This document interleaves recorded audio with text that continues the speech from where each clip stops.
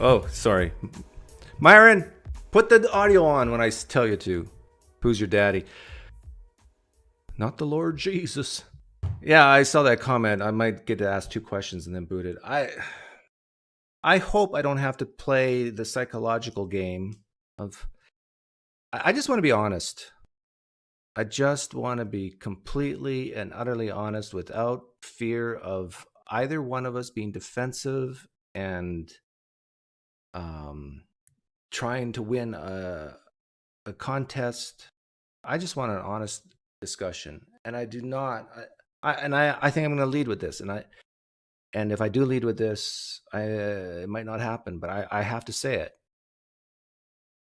I think the reason why a lot of Christians are doubting Christianity and leaving Christianity is because when they do have questions and they ask their pastor, preacher, apologist, whatever, they don't get straight answers. They give these long-winded answers, and by the time they're done, you've forgotten the question. And I hope there's a God, because I want to pray to him right now and hope that that doesn't happen. Moonshoes, 10,000 Pine Points to you. Paul Richards, 5,000 Pine Points to you. And Choops K, 1,000 Pine Points to you. Clouds of Bacon. You're the biggest loser here. I don't even want to invite you to our poker tournaments, Clouds of Bacon, if that's how you're going to treat me. But you guys get what I'm saying, right? It's even if I don't even know how much time I'll get, but even if I get a full hour with Gary Habermas, it could very potentially might only answer 3 questions. And so I'm going to try to head that off at the pass and say, look, if you can answer in 1 word, please do. Risk having your answer being incomplete. If there's any question, we can explain it later. Here's my advice to apologists. Imagine yourself as a newspaper, and in big print on the top is the headline. Answer with the headline. And then if there's any confusion or any need for explanation, then start going into the fine print.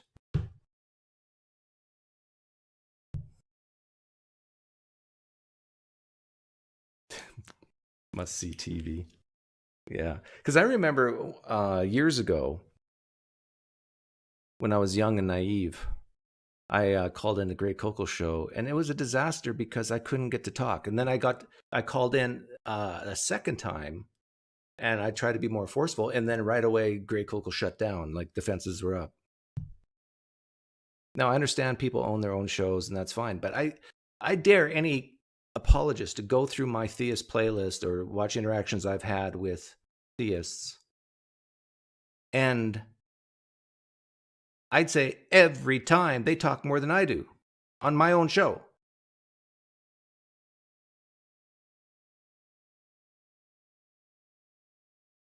Follow my example, apologists. If I ask you a question and you can answer in 1 word, and if that 1 word answer makes you look bad, it's okay. No, I don't want to look bad because some people might lose their confidence in Christianity and then they'll go to hell. No, I understand. Hey, Pokerman, I put you on the list this Wednesday. Let's see you there. Yeah, no, I'm not going to play the bloviation alert. How do I think this will go? Actually, I think it's going to go well. That's my prediction. I think it's going to go well, especially if I'm brutally honest with him, and I will be. I'm going to express my disappointment with him on how he handled the 1st century Mark fragment. I'm going to tell him that. I'm going to ask him to apologize if he hasn't. But my guess says, if he's listening right now, it's canceled. But if it is canceled for that reason, my goodness, that's terrible. But it's the truth. I value the truth. Truth is, he was desirous for something to be true. He gave confidence to young people about a certain historical text, which turned out to be fraudulent, meaning not 1st century. So I'm not going to hold back, but I'm going to be civil and I'm going to be honest. But I'm going to be me. Take up your oar and follow me. That's funny.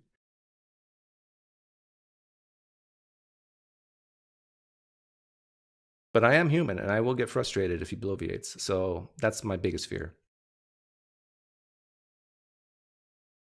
I bought a new camera, and I gotta secure it more because I noticed that it shakes a little bit.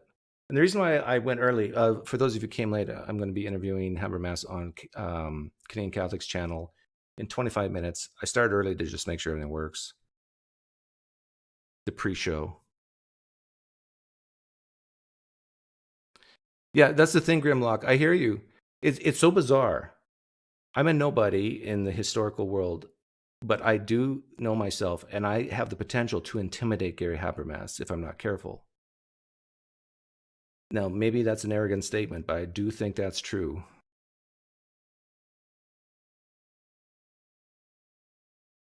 In fact, I think it's actually quite easy to intimidate any apologist on planet Earth. I'm dead serious.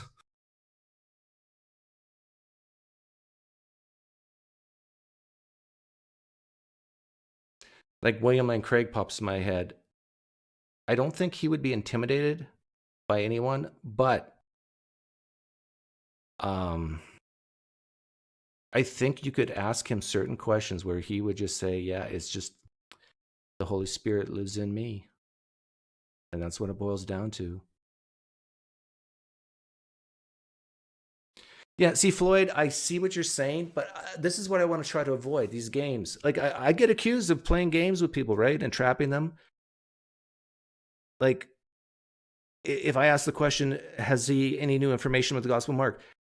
If he knows that I'm at all smart or informed on this issue, which I did a long video on it years ago, he's going to know that I'm asking that for a reason. So why even hide it? Just say, Habermas, Dan Wallace apologized. Craig Evans apologized. Have you?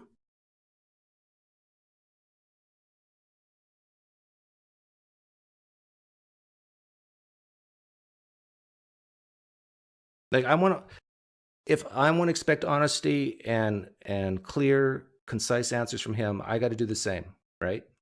I've got to be fair. So I'll tell him the intent of every question if he wants to know it. In fact, I might even lead with that. I think Christianity is false. If I lead people away from Christianity, I think I'm doing a noble thing. And if there is a God, he's pleased with me and smiling down saying, good and faithful servant, PineCreek. There it is. If Christianity is true, I am under the power of Satan, and you better be careful and wear the full armor of God. There it is. So yeah, Nathan, I want to be very upfront, and I have to risk him shutting down immediately because of my honesty. But he's old. He's been around. It's not like hasn't been critiqued before, so I don't think there's going to be a problem.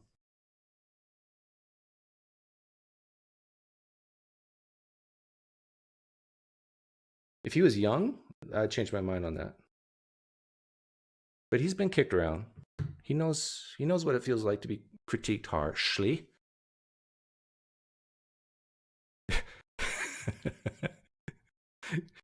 Hey, Myron.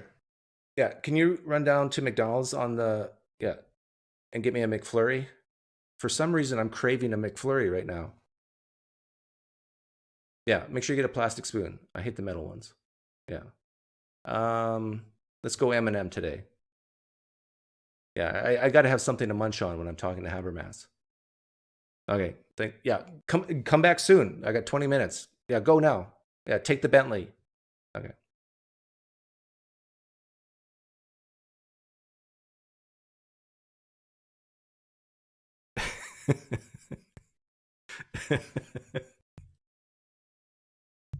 The thing is, I'm old enough to know to keep my expectations low. So I'm totally prepared for it not even to happen. It'll be very sad. A demon will cry and lose its wings if it doesn't happen.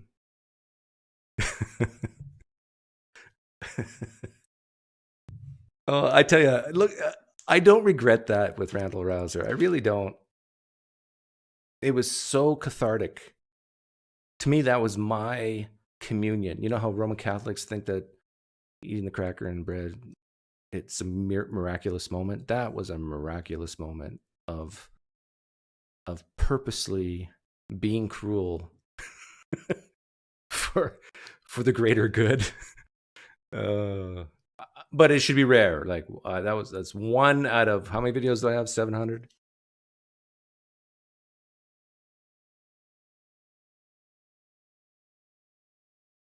I only have one Bentley Lawrence Brown, but I do have a fleet of Ferraris in my garage. Extraordinary claim, right? Requires extraordinary evidence. Bentley is a nice car, though. Yeah, if this turns out to be a troll by Canadian Catholic, I'll be very sad. But I don't think it is. And props, you got to give props to Canadian Catholic. He said months ago that he would try to do this, and he did, if it does happen. So, you know, man of his word, if it happens. I scribbled a whole bunch of notes.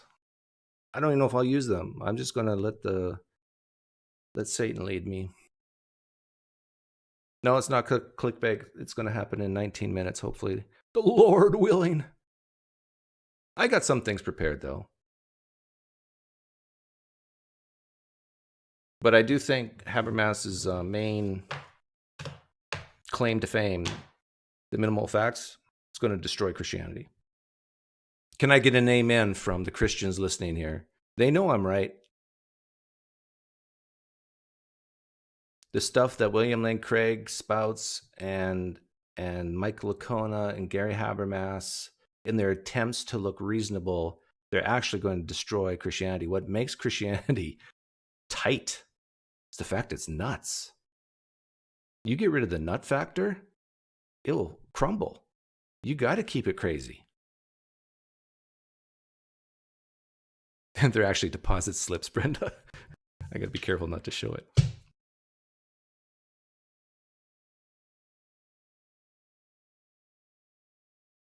But it'll be fun.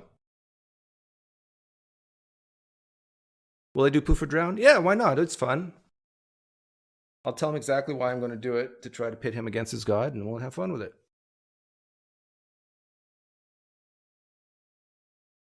Well, digital gnosis, I don't get this opportunity often. But when I do, I'm going to make the most of it. Yeah, depending how the conversation will go, I will do the Flying Man. I will do the Poof or Drown. I will talk about minimal facts. I will talk about the principle of analogy. I will talk about the first century Mark debacle.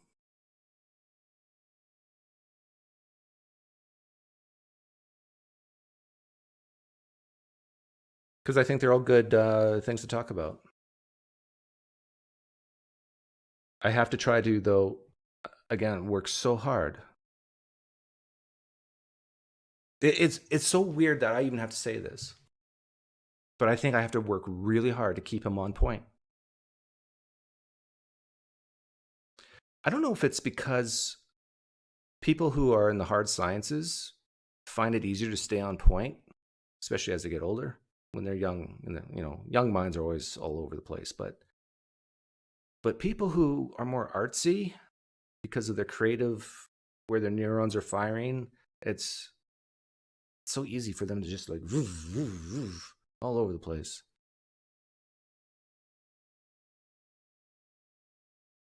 Yeah, Richard Hunter, if I get into NDEs, it's just going to be, yeah, I don't think I want to go there. In fact, I can even grant it to him. You can have all the NDEs in the world.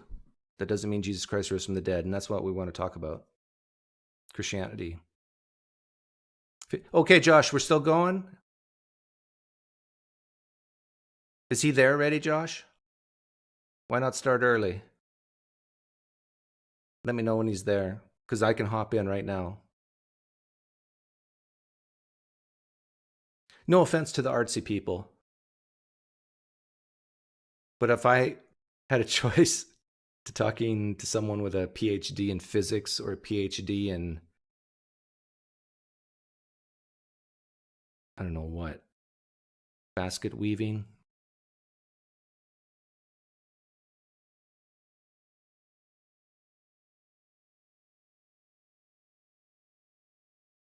You like my screenplay thought experiment? What was my? Oh yeah. I used that for deism basically. But the screenplay thought experiment I think that you're thinking of is you're writing a movie, and in this movie there is no God. And then ask the Christian, okay, what's the universe like in your movie? Describe this universe with no God. It's a great question because number one, most Christians would say, well, that's impossible. Bye. Oh, if that's what you say, then you're not a truth seeker. But then if you do think about it as a Christian and you're writing the screenplay about a universe with no God in it, it's going to be chaotic, right? It's going to be hardly any life in it, if any, right? Oh, isn't that what we see? My goodness. How many PhDs in fine arts do you know? I sleep with one, Mark.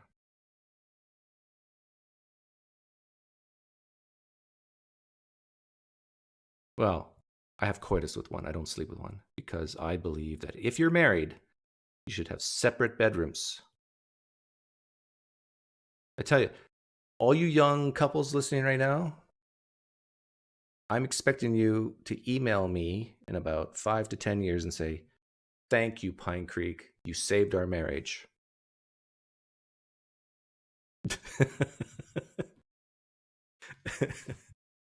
Yeah, Oak River, it's happening.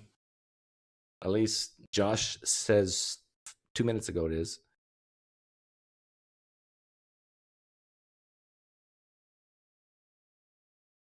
Your mic is not picking up the first syllables when you start talking after a long pause.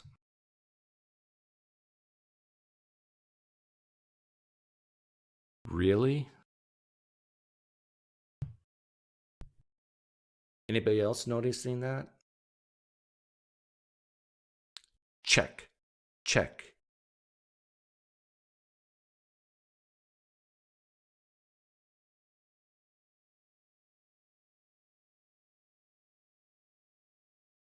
Don't tell me I have sound problems already.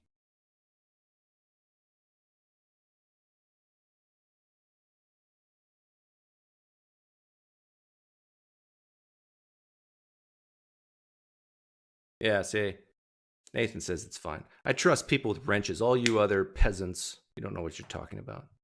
Only people with wrenches.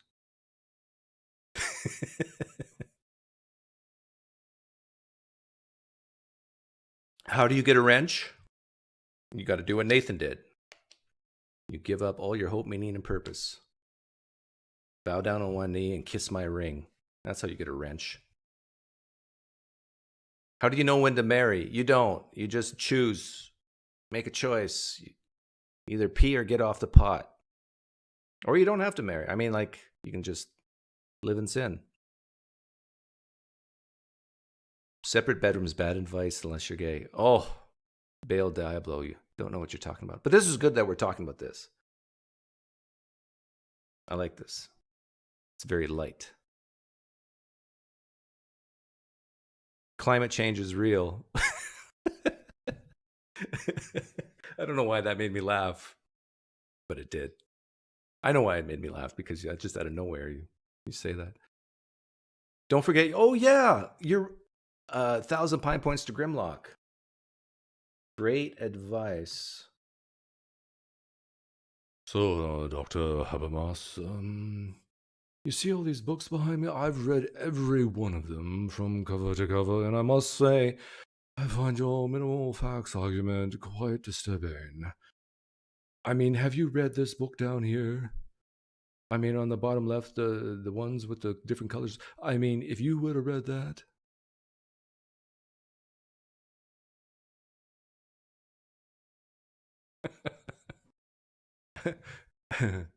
Do I have any questions lined up? Yeah, I just like Craig Ferguson, the home office in Wichita wrote up some questions for me, but I probably will tear them up. I should literally do that. I should just like, okay, let's talk. How many pine points do you, Joshua? 666. Ooh, scatty. I'll give Habermas 25,000 pine points if he doesn't bloviate.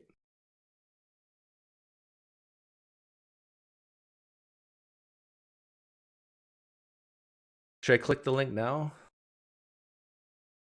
Oh, hang on. What, Joshua, what's the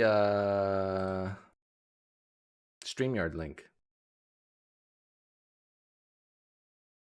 Do you have the StreamYard link already?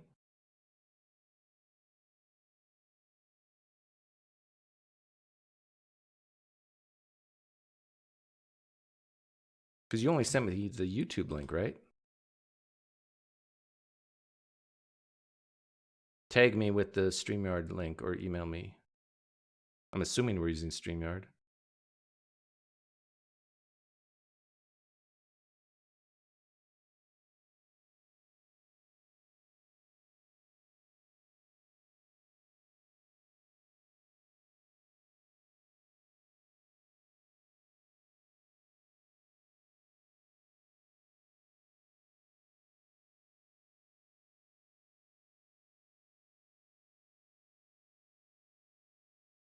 I think it's supposed to be in his new book, Jonathan.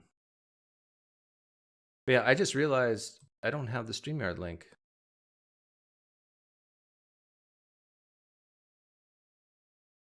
Have you made it yet?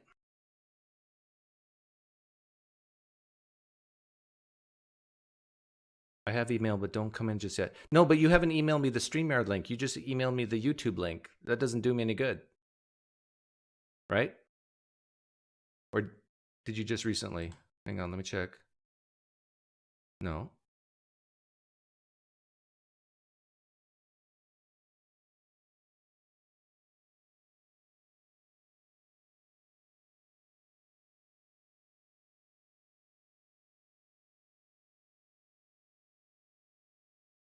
He said he has emailed.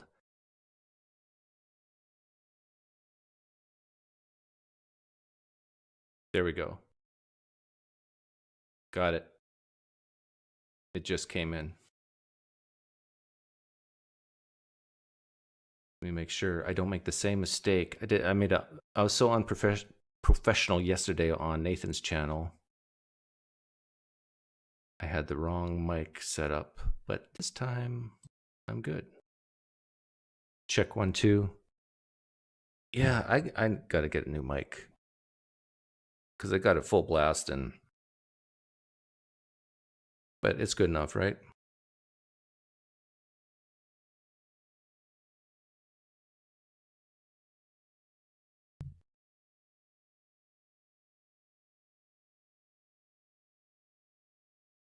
I hope it's just me and Habermas. Josh, don't let anybody else in. I'm okay if you take questions from other people at the end, but let's be honest. Most people don't even know how to properly form a question. Like, I feel so sorry for, what's his name, James on Modern Day Debate with all those questions coming in. Like, over half of them don't make any sense, or you can sort of make sense of it, but you have to use so much brain power just to make sense of the inability of other people to ask succinct questions.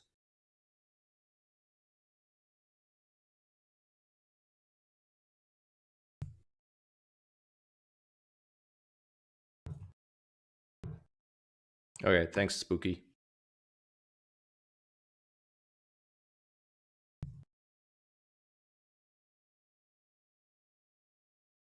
Oh, the arrogance. Mason, you know I'm telling the truth.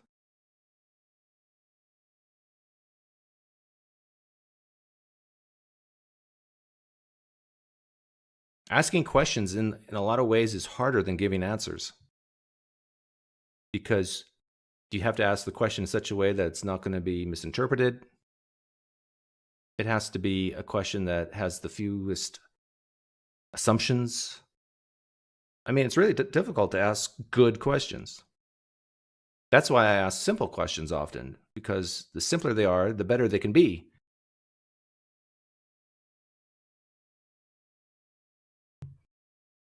Okay. On capturing Christianity. I really Oh, you loved it. did? Yeah, I love that one. Yeah, So I got a couple reports that it was a little complicated, that it was harder to follow than most of my comments. So I've got most of right. my lectures. Did you find So that? Oh, you know what? no, it was wonderful. It was nice. I actually I shouldn't be doing this.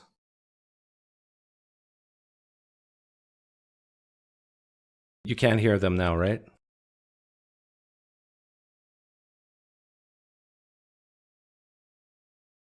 Okay, they're ready.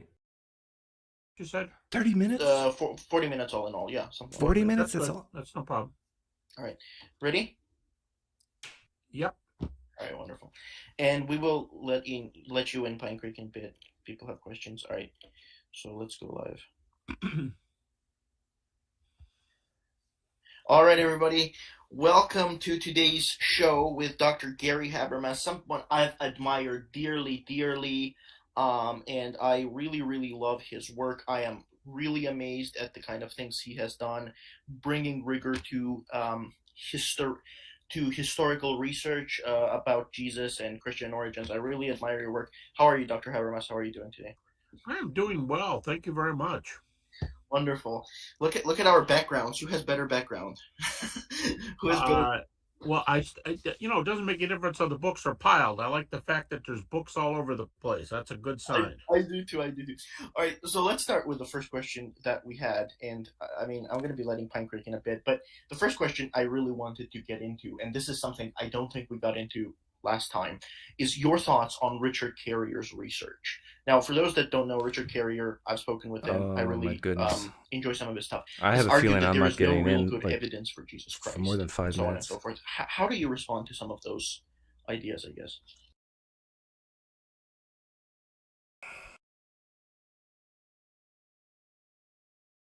I think this is not a good start. 40 minutes. Let's see if I get half of that.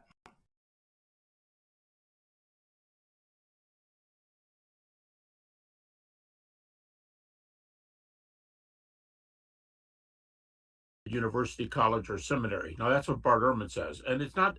And unless somebody thinks, oh, that's Bart's prejudice. He thinks everybody needs to be teaching college. Unless somebody thinks that's it. That comment about him not teaching because people don't respect that view in an academia, it is in the midst of 20 pages of critique in his book, Did Jesus Exist? And he acknowledges Richard's good training, and that's true. That can't be doubted.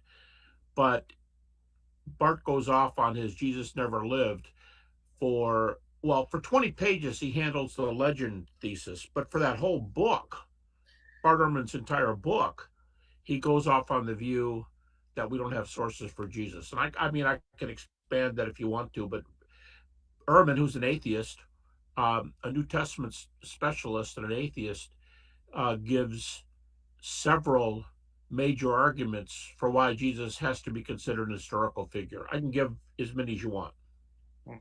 Okay, so just a little bit before we start taking viewer questions and discussion with PineCreek, just to clarify, what do you make of Dr. Carrier's argument specifically about the celestial Jesus that we don't find any concrete historical evidence in Paul or his quote authentic letters? Is there any credibility to that for you as a historian?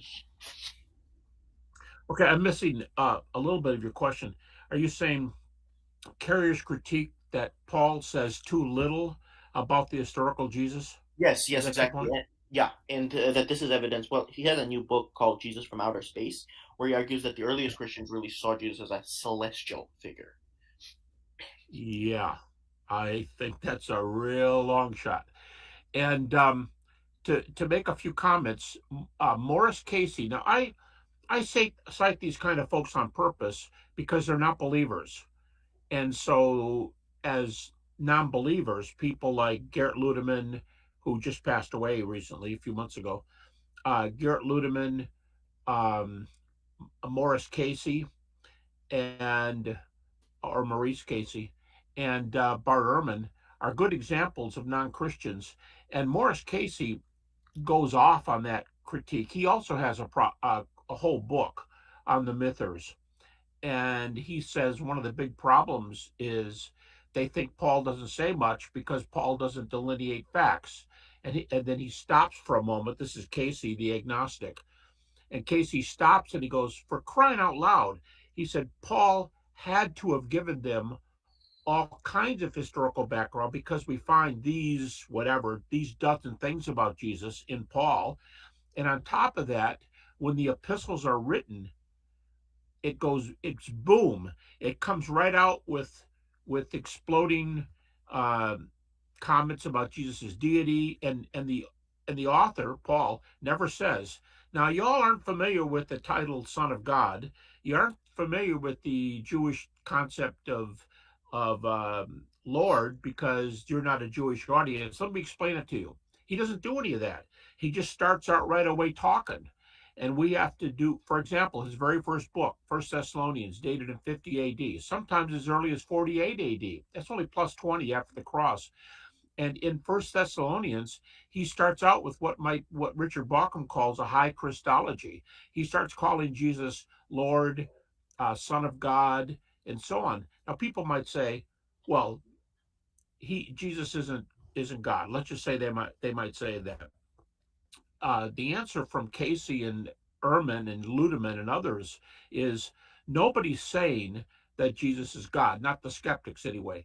They're not saying he's God. They're saying Paul puts those things in the letters without ever explaining them. That's an example of why he thinks his audience already knows what's going on. And as Casey says, that's typical of the other historical evidence Paul's given them elsewhere.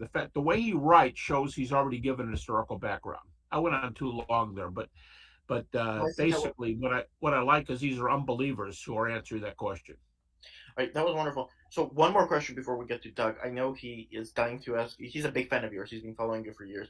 But before we get to his question, we want one more that came in, which is many people are doubtful that resurrection, I guess, history is even a job of a historian because they think you have to have methodological naturalism, so on and so forth. How do you respond to that? Because I mean, you encounter this a lot, even with people who apparently don't have an axe to grind. They're going to say, I have nothing against Christianity, like Bart Ehrman, but they're going to say, well, it's not up to a historian to confirm miracles, right? Historians are only concerned with naturalism. So how do you, I guess, battle against that? Do you want a list of reasons? I mean, I give you a whole list if you want. Here's a few. First off, I kind of agree with a bit of that critique. I agree with a bit of it. I have doubts about whether professional historians are going to be happy, and happy's not the point, but whether they have the tools to investigate a resurrection and the theological ramifications of it, because they could easily say, hey, my field is European history. My field is this or that. It's not miracles. I don't have any tools. So I have a little bit of agreement with that. My TA, who's very close to me, he's in the meantime, my teaching assistant, he's got a PhD, just finished it. He argues the opposite way. He just wrote a dissertation saying against me, saying that historians can unpack this material, and so the field is mixed. Several other things. I think a few of the skeptics cheat a little bit because they'll say historians can't investigate miracles, and to me, that's not the question. The question is not can they investigate miracles, which I also have doubts about, as I just said. But I'm saying let's not ask if it's a miracle. A miracle, by definition, even from the skeptic David Hume, has to be from God's hand. He says a miracle is an extraordinary event brought about by God or an invisible agent. But we don't have to investigate the question of whether the resurrection was a miracle. We can ask the question, did this man named Jesus die on the cross? Was this man Jesus seen afterwards? Those are historical questions. Did he die on the cross? Was he seen after he died on the cross? We don't have to say, now, did God do it? Now, I don't think that's a fair question to ask Right. the historian because they haven't studied that latter question about miracles. Right. Yeah. But as far as the man Jesus walking and talking on earth, doing many things, dying on the cross, and was he seen later? Those are historical questions, very clearly. All right. Well, I've been getting so many things to do. Okay, Doug, you've been a big fan of Habermas for a long time. Well, I don't know if fan's the right word, but I have been following you, Gary, for a long time. Right. And so I have a whole bunch of questions I'd love to ask Okay. you, but I want to put all my cards on the table. Like, I'm not a Christian, I'm an atheist. I used to be a Christian, but if you're a Calvinist leaning, then I would say I profess to be a Christian. And one thing that I think Christians like about me is I can sometimes resonate with them. And one thing that I think they would say is that something that apologists, and I know you're a historian, but would you call yourself an apologist as well? Oh, sure. Yeah. Okay. Because I would use the history and the philosophy, which is my background. Right. I would use it to answer those questions. Yeah. And so one, I think, criticism that a lot of Christians might have of apologists like you is that sometimes apologists can sound like politicians. And so when a question is asked, by the time the answer is complete, it's like, what was the question again? You know what I'm saying? Is there a delay? I think so. But I would say the complaint that somebody, as an historian or philosopher or New Testament scholar, sounds like a politician and goes on, if that's the part of that second question, I think that could be answered in several ways. Make your answers shorter. Right. The fact that in politics, we generally don't like one view, but we love another view. So politics are okay with us if it's our view. So I think to say, oh, they sound like politicians is another way to say, I don't like what they're saying. And if that's because they do like some politicians, and if that's what they're saying, then I would say, buckle down and answer the questions. Yeah. If you don't like going on and being a politician, then answer the guy's questions. And that's what I would say. Okay. Yeah. I saying this is because since I have some questions, I'll get right into it. But please just, if you can answer it in one question or one answer, one word answer, that's great for me. One word answer depends on what the question is. Yeah, but very few questions I can answer. I understand, but if it's possible to answer in one word, then please do. So let's start with the minimal facts, because that's your bread and butter, I think, right? What would you say is the biggest criticism against it, either from non-believers or believers? Now, how can I answer that yes or no? No, I'm not asking for yes or no here. Is that what you're saying? What's the biggest critique against? Oh, okay. Then I misunderstood you. The critique of the minimal facts. Yeah. Yeah, the definition is I use only the facts. No, what's the critique against every critical. What is a critique against it? Yes. I think we have a little bit of lag between our voices. I'm not sure, and I'm not hearing all your words. What is the best critique against it? Yes.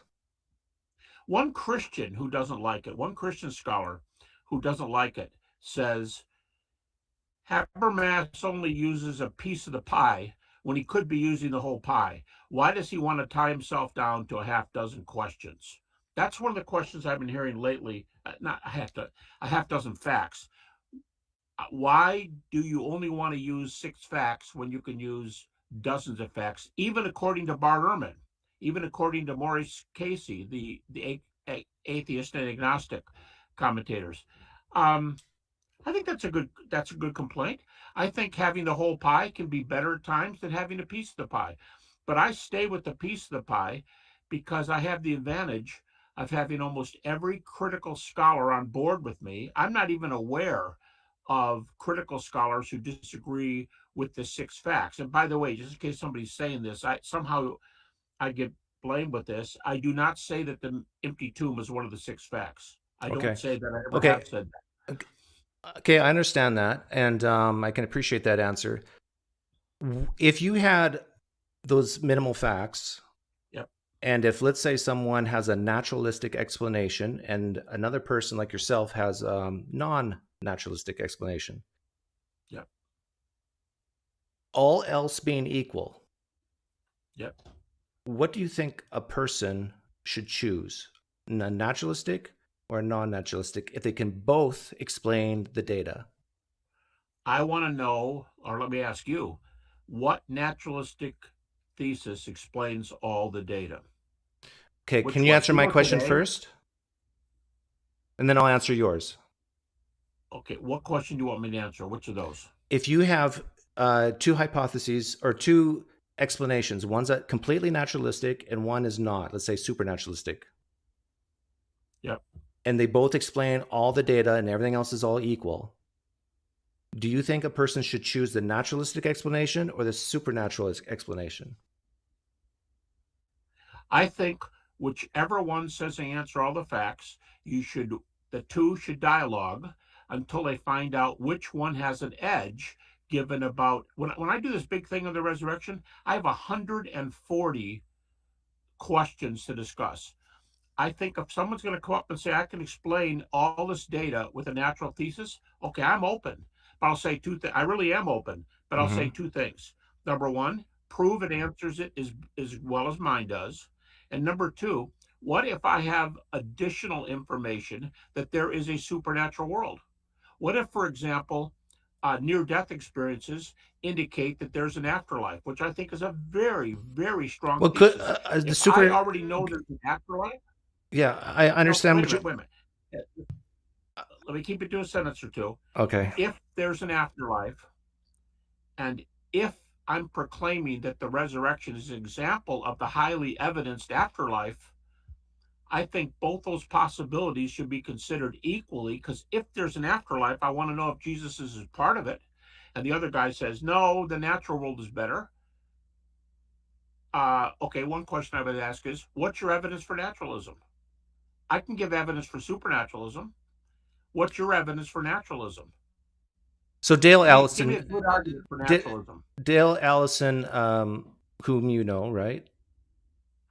Dale Allison, what? Dale Allison, whom you know, Yeah. He's a friend. Yes. yeah, he says that you can give a natural explanation for the minimal facts that you present.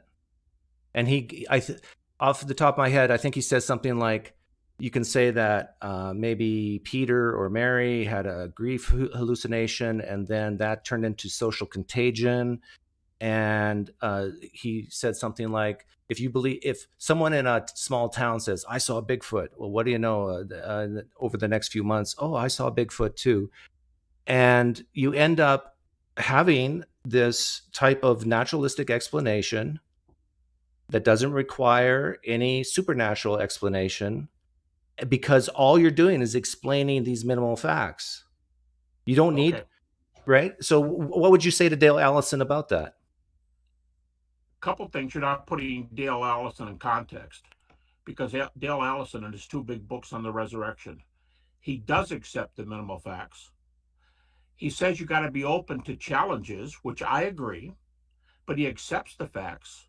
And secondly, he believes that Jesus appeared to disciples after his death by crucifixion, because he says, like I did, that there's evidence for an afterlife and a supernatural world. In fact, the last time I was with Dale, we were having coffee and a long talk of a couple hours. And I sat down at the table, and before I even sat all the way down, I said, Dale, you know what my favorite sentence is in only the first book was out on the resurrection. I said, you know my favorite sentence is? And he said, what's that? And I said, here's the sentence. It's a pretty close paraphrase. He said, I have no doubt that after Jesus' death by crucifixion, Jesus appeared again to his disciples. That's Dale Allison. I can give you chapter and verse if you want. Yeah, but Dale Allison will also say that we don't know the nature of these appearances. That's fine, but that's beside the point. No, it isn't. That's a huge point, because all right, let's debate this. Pentecostals today, I think you know this, Pentecostals today will say that they saw Jesus, that Jesus appeared to them at 11:10 a.m. during the worship service. Wait, but that's right. Yeah, but that's just that's right. But do we have data for one kind of appearance or another? Let me make a point. If Jesus appeared to somebody in whatever kind of body, and if you have data that he appeared, that's data for the resurrection. And by the way, Dale Allison says it both ways. Well, hang on, Gary. Dale Allison says, are you saying a minimal fact is that Jesus appeared to people in a body? I think the minimal facts show that Jesus appeared. Dale Right, Allison but not in a says, body, right? I do argue for the bodily resurrection, but I don't usually use the minimal facts. I know, but I think the minimal facts will prove that. Do you say that is it a minimal fact based on the consensus of New Testament scholarship that Jesus appeared to people in a body?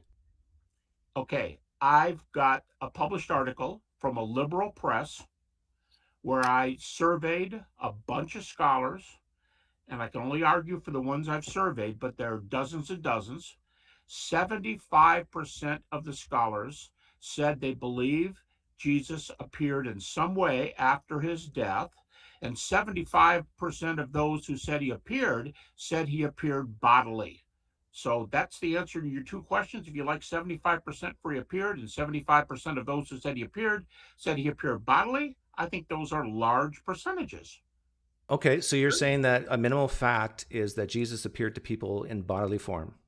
I think that's where the argument heads, yes. But no, not heads, but as a minimal fact. You're saying you're jumping to the conclusion. It comes from my arguments, but I want to cite Dale because he's your hero here, and you brought him up. So Dale says the New Testament view is that he appeared bodily. He said, I'm rather Platonic.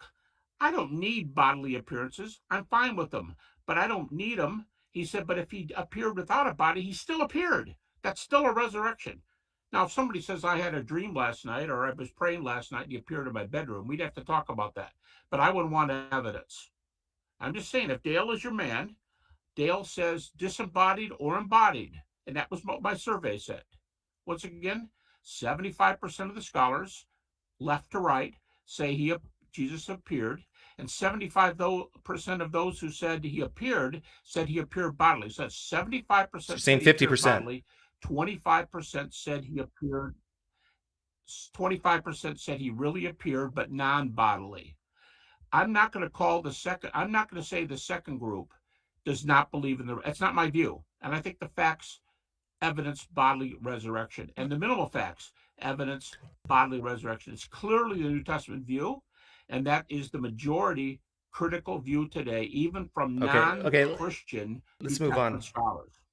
Again, I got so many questions, and so I want to keep them short. The answers, if you can. Have you ever met a person who had nothing to do with Christianity? Their parents weren't Christians. They became a PhD historian. They looked at the evidence of the resurrection, and they became a Christian because of the historical evidence for the resurrection. Do you know anybody? Because I want to interview that person. I can give you a list of PhDs in either straight history or in New Testament history. But history, Dale Allison called himself an historian. Bart Ehrman called himself an historian. And Bart Ehrman does not believe in the resurrection. Did you understand my question? My question is, do you know anyone who was not a Christian? They were converted. That they became a PhD in history, and then they looked at the evidence for the resurrection, and then they became a Christian because of that evidence for the resurrection. Do you know anybody like that? Yeah, I think I could send you a few names if you want me to. Sure, I'd love it. There are a number of them. Now, there is a difference. If this is what you're getting at, there is a difference between those who say, Allison's an example, there's a difference between those who say the data are really good and maybe don't answer the question of whether they themselves believe in it. But they'll say the data are very good. That's not what I'm asking. I'm asking that it actually convinced them and they became Christians. Because of the resurrection. Because of the evidence, the historical evidence. Yes, I think there are examples. Like I said, I want to differentiate that so you don't say to me later, no, New Testament historians are not historians. Okay, you can send that to me later through Josh. I'd love to interview them. So, yeah, you send me an email when this is over, and I'll send you some people you can interview. Because I have found none. I've had this challenge for years, and I have found none. Some people mention dead people, but I want someone alive so I can interview. But Well, that's probably a prerequisite Would for you an interview. admit to the Christian audience that things like in the Gospel of John, when it says that Jesus said that I and the Father are one, that those are not facts based on consensus of historians? I'd never even addressed that. I know, but I'm at. Would you I think say I that that's a fact?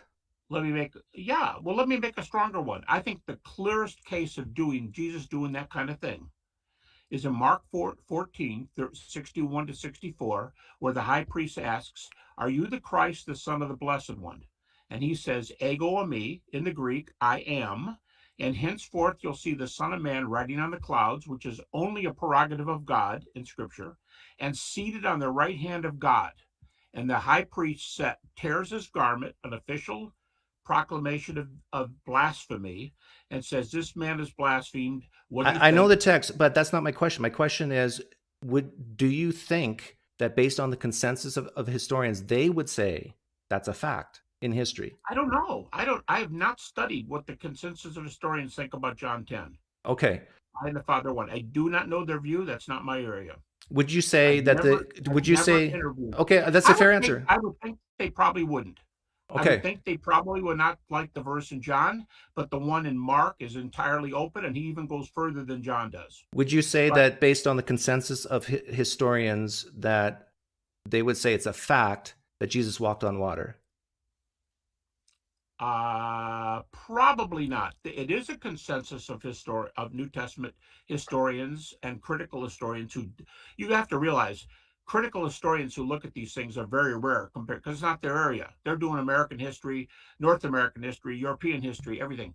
But I will tell you this: I just read a critic recently who said all critical scholars. Now I don't think it's that unanimous, but this critic said all critical scholars today believe Jesus healed and exercised. Now, that's not walking on water, but that's a comment about healing and exercising. No, I don't think the majority of scholars, critical non-Christian, if you want, scholars would say Okay. Jesus walked on water. I don't Yeah. think they would agree. Yeah. I would agree. From my understanding, That's not my area. I know. But the point of I have all my cards on the table, full disclosure. The point of this is that I bet you if we were to put everything that you would say is a minimal fact on one side of a piece of paper and everything that the consensus of historians would say is not a fact, we would have a short little piece on the left and a long list of non-facts on the right. Would you agree with that? Let me tell you why that's a non sequitur. I only do 6 facts. 6 by definition. Remember, I already said, and I'm glad I said it before you said that. A whole pie view, all the facts we can get from the New Testament, is more than 6. So I realize I'm only using 6. From those 6, I only argue death and resurrection. Sometimes I argue that he claimed to be deity. Deity, death, resurrection. I understand all that. You don't have to tell me this because I know this already. My Why are point. you asking me questions about things I haven't studied? And do I believe in the majority of this and that? And that's not what I'm trying to argue. Well, no. In order for you to have determined what is a minimal fact, you have to exclude what's not a fact based on consensus. Yes. Okay. All right. Right. We're getting closer to something here. If you produce, I'll tell you what I believe about that. If you produced a list of 20, let's say, what you think are contradictions in the Gospels. I'll make it hard, not just differences, let's say contradictions in the Gospels. You're going to find 20 of them, but they don't mess with my 6 minimal facts. I'm going to say you keep what you think are contradictions, and I'll keep the death and resurrection of Jesus based on the minimal facts. And if Jesus is died and raised again, we could go after and discuss whether the other ones are contradictions later, but you're not messing with my conclusion. You're not disproving my view that he died on the cross and was raised from the dead and was seen by his apostles afterwards, with Dale Allison concedes. Okay. So I want you're going to to. say, yeah, but look at all the stuff in the other gospels. I'm not doing all the other facts in the gospels. I want to. 6 for a reason. I want to move on to the principle of analogy because I think that's what's a big hindrance to non-believers. Even Jews and Muslims who accept the supernatural, they still, will struggle with these things. It's just hard to believe that certain miraculous things happen. And what would it take to convince people that the miraculous did happen? So I have come up with the flying man thought experiment, and the purpose is not to make anyone look silly or push back, but just see. I bet you and I, Gary, are very similar in what we accept or don't accept if we hear claims. So here's how it goes: we're walking in the forest, and we stumble upon a partially buried book. We go, "What's this?" You and I open it up, and we just open it up at a random page. And on the random page, it says that a guy named Myron flew unaided across the Grand Canyon. Just flew unaided across the Grand Canyon. Now, I don't need a long explanation of why. I'm just asking, would you believe that happened in history if that's all you read at that point? I would tend not to believe it, and whether I believe in whatever my belief. No, I wouldn't believe it from just picking up the book. Okay. But I would require no buts. So let's just go one at a time here, okay? What do you want me to answer? You keep cutting me off every time I say two words, and you go on for a sentence. My question is, would you believe it? No, I'm going to keep talking because that's what you do. You ask me a question, I start to answer, you cut me off and go into another question. I would like to be able to answer your stinking question. If you don't want to ask me a question, don't ask it. All right, but if guys, you do, wait for the answer. All right, Dr. Man. Look, PineCreek, this shouldn't be like turning into a debate. This should be more like a question discussion. Well, he answered the question. I asked him, would you believe it? He said no. And so I wanted to move on to the next question. And I said, and I'm in the middle of saying something that you probably would agree with, I would require a lot of evidence for it. But no, you cut me off and go, wow, what about a different kind of flying guy going across a lake this time? I don't care what you're saying. No. First of all, that's not my argument. You're making things up that are not my minimal fact arguments. Gary, the point of this thing is to see the principle of analogy that we're the same. Because I agree with you. I wouldn't believe it either. But now let me add, I'm going to add piece by piece, full disclosure, piece by piece, the evidence for the resurrection. Yes. I'm going to apply to the flying man. So let's say we flip the page and it says that Myron flew in front of 500. He flew in front of his 12 friends and finally to the author of this book, this letter. Yeah. Would you believe it now? Not when I don't know who Myron is. I don't have a clue what his background is. I don't know anything about him. Now, if you switch to Jesus Christ and critics, I have to keep saying this and you don't like me saying it, but the vast majority of critics believe that Jesus was a miracle worker. The vast majority of critics believed he exorcised, whatever that means. He believed he was exorcising demons, so did the people. They believed it. If I know these things about Jesus, he lived probably the most famous ethical life in the history of the world. He had great teachings.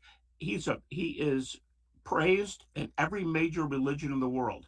Now you go, now what if he appeared? That is your example of whatever the guy's name is, Myron, whatever. I'm not quite hearing you, but there's no analogy between Myron and Jesus because you have no background. You want me to believe a guy who hasn't been around, has never healed anybody, never exercises, never lives. Okay, Gary, good point. Life. Good point. So now we flip. Take it in the.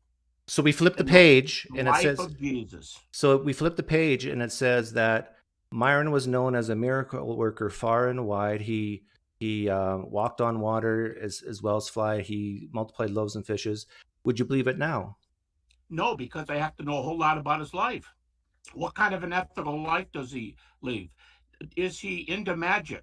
Are any of these doing? I would ask the same questions you do about naturalistic theories. Okay. And I would welcome you to make up a naturalistic theory about the resurrection since you like Myron so much. That's a good question. Make a naturalistic theory about Myron, make a naturalistic theory about Jesus. Go for it. Tell me what happened with the resurrection. If Myron did lead, if you became convinced Myron did lead a very ethical life, are you saying that you would be more likely to believe he flew across the Grand Canyon? If you showed me a bunch of evidences, a bunch of other areas now, and I start applying naturalistic theories, and I don't think it's magic, I don't think it's trick photography. If I'm watching this on a film, I don't think it's photoshopped. If I can do a check, things would start coming together better. But I'm still a mile away from believing he flew across the Grand Canyon. But can I ask you a question finally? Sure. What naturalistic theory are you going to propose that's just as good as the resurrection data for what happened to Jesus? One theory. What is your favorite? I'll choose the same one as Dale Ellison said when he talked to, I think it was Nathan on Digital Gnosis on August 12th, 2021. I have the transcript here. He said that the tomb is empty and you see the person, you say, oh, the resurrection of the dead has begun. So you have this idea that people of that time believed in the resurrection of the dead, or Jesus had risen from the dead. And probably what you would do, this is where it starts, you would argue, and I would argue, that there was a social contagion, a psychological contagion. Once one, maybe two people see Jesus, then it just becomes kind of like, once it's odd, and then it goes into the Bigfoot thing I said earlier. And so he goes on. I can send this to you, and he gives a naturalistic explanation. He said, that's enough. I'm familiar with that theory, and I can tell you 5 other skeptics that hold that theory. But I can ask you this very simple question. So, one person, 2, 3 people, whatever you said, believe he was raised from the dead. Social contagion, the belief that he was raised from the dead spreads, and so on and so on. Now, you've got people like the Jesus Seminar rates the appearance to Paul red, which is an almost sure event. At least Paul thought so. Peter is pink.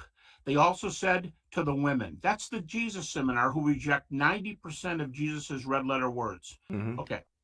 Not that they believe those things, but they believe that that's the way they rate the events in his life. You have to argue with them on the colors. Red is the highest anybody can get on any fact, and they rate them that way.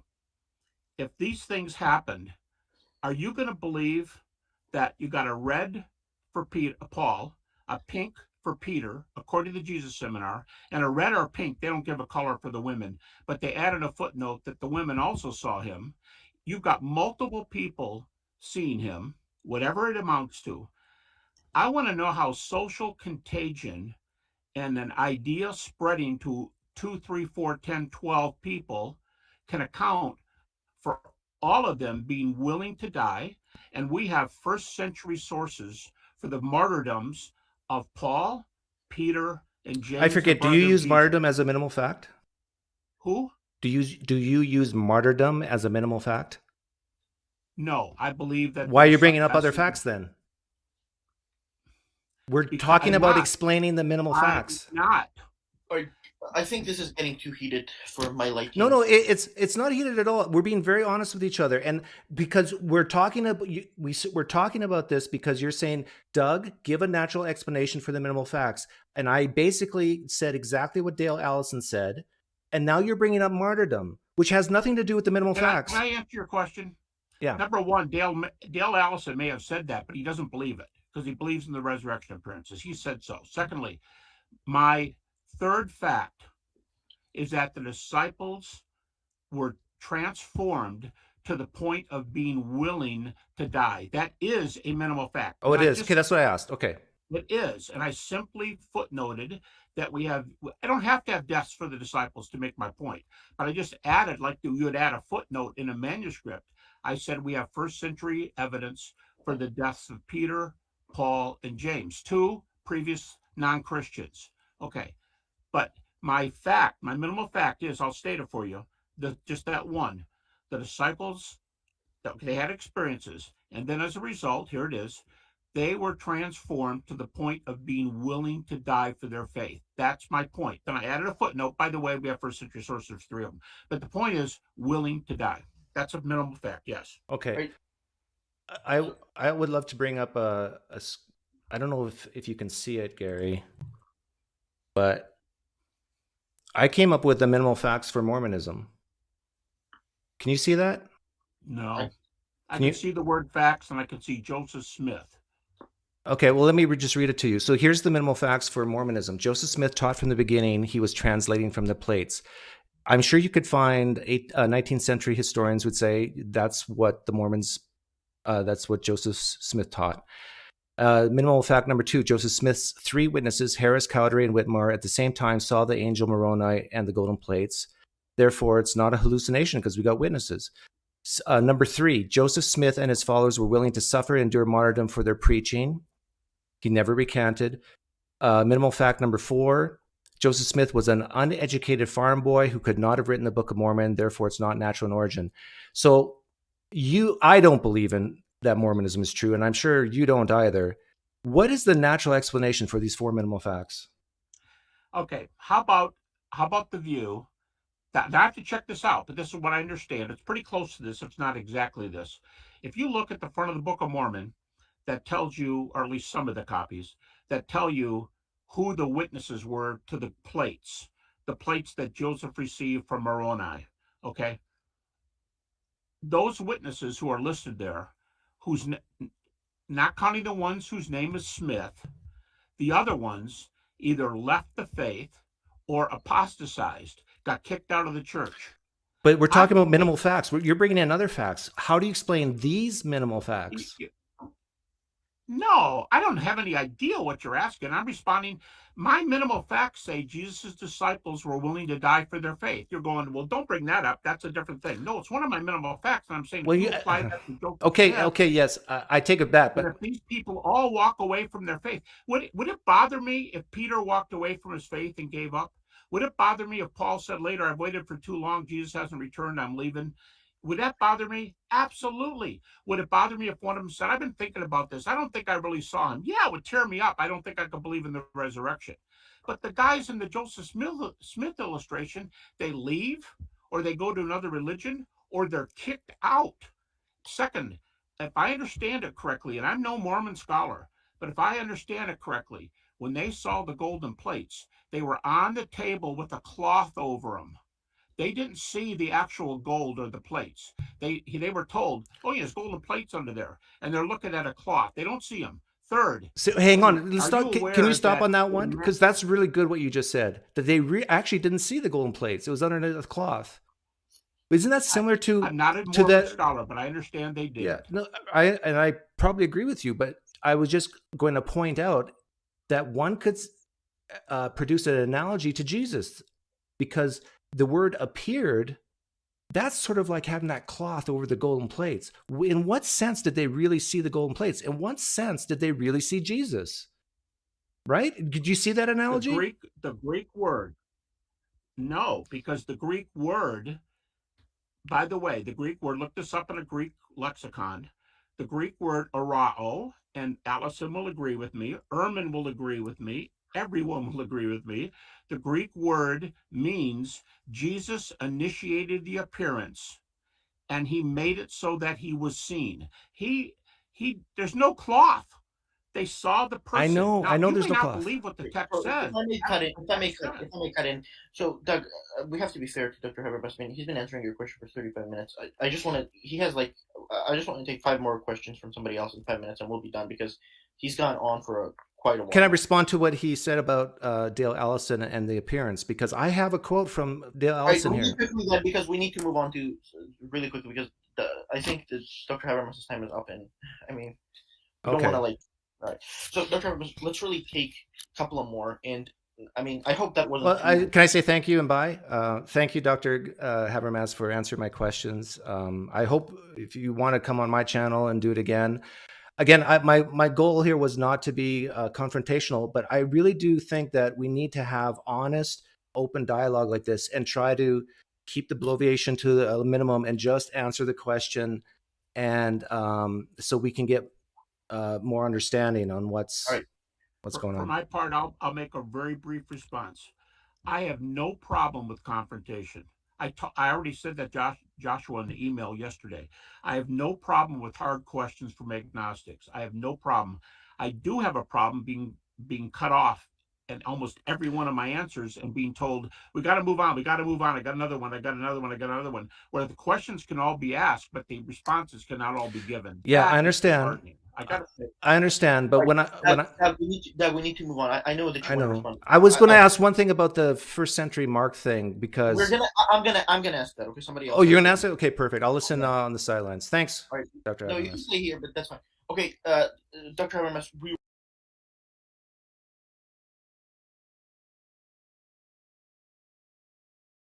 My goodness.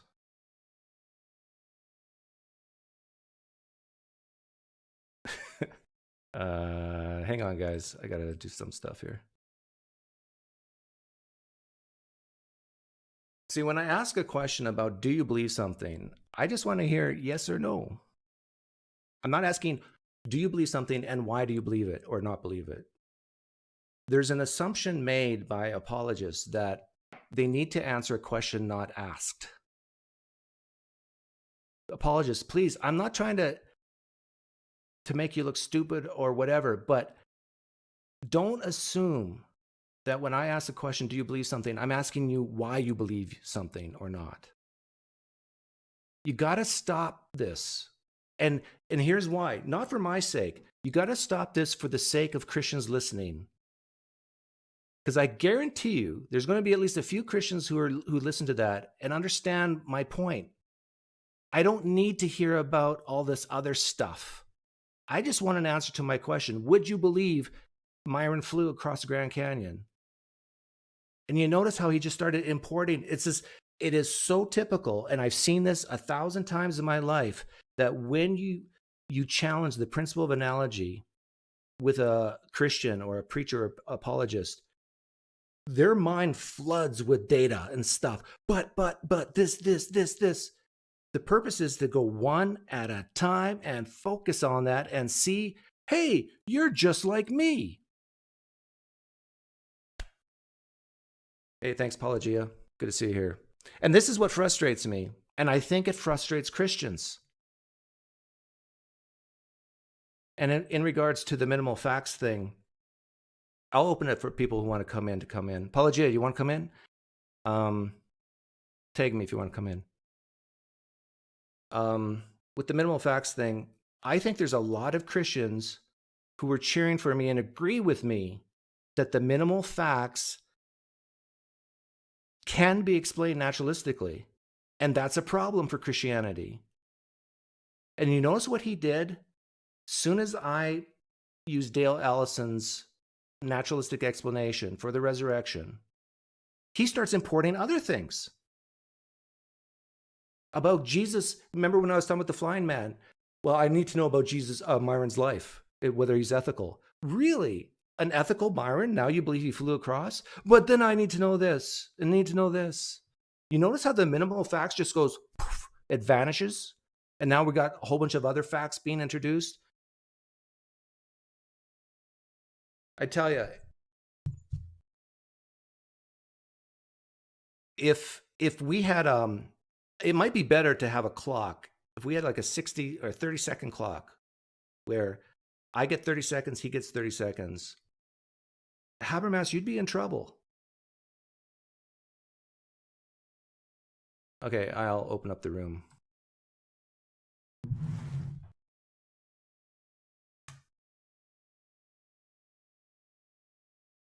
And I wish I could have asked about that first century mark. My goodness. Kip, you can come in. Apologia, you can come in. Nathan, you can come in. You guys know the link, right? Or do I have to give it to you?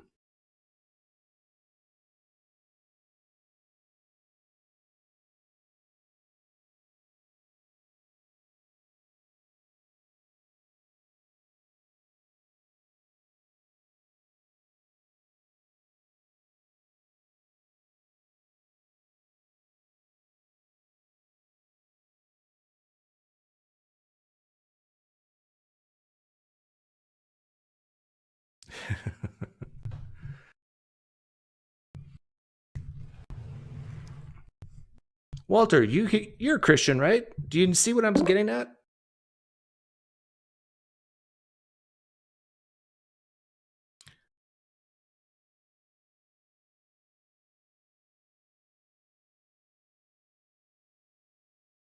It's like you really have to focus, if you're a Christian apologist, on what's being asked of you and what's not being asked of you.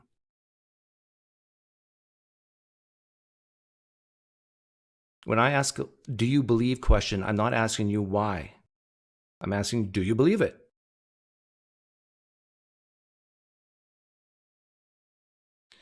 Yeah, and I understand that some people's personality types are different. And hey, Derek, let me get you in here. Switch my camera side. I understand that some people get they feel awkward, but I can guarantee you, well, Gary even said it, that he didn't feel awkward and I didn't feel awkward. It's just like, let's go, man. Let's talk.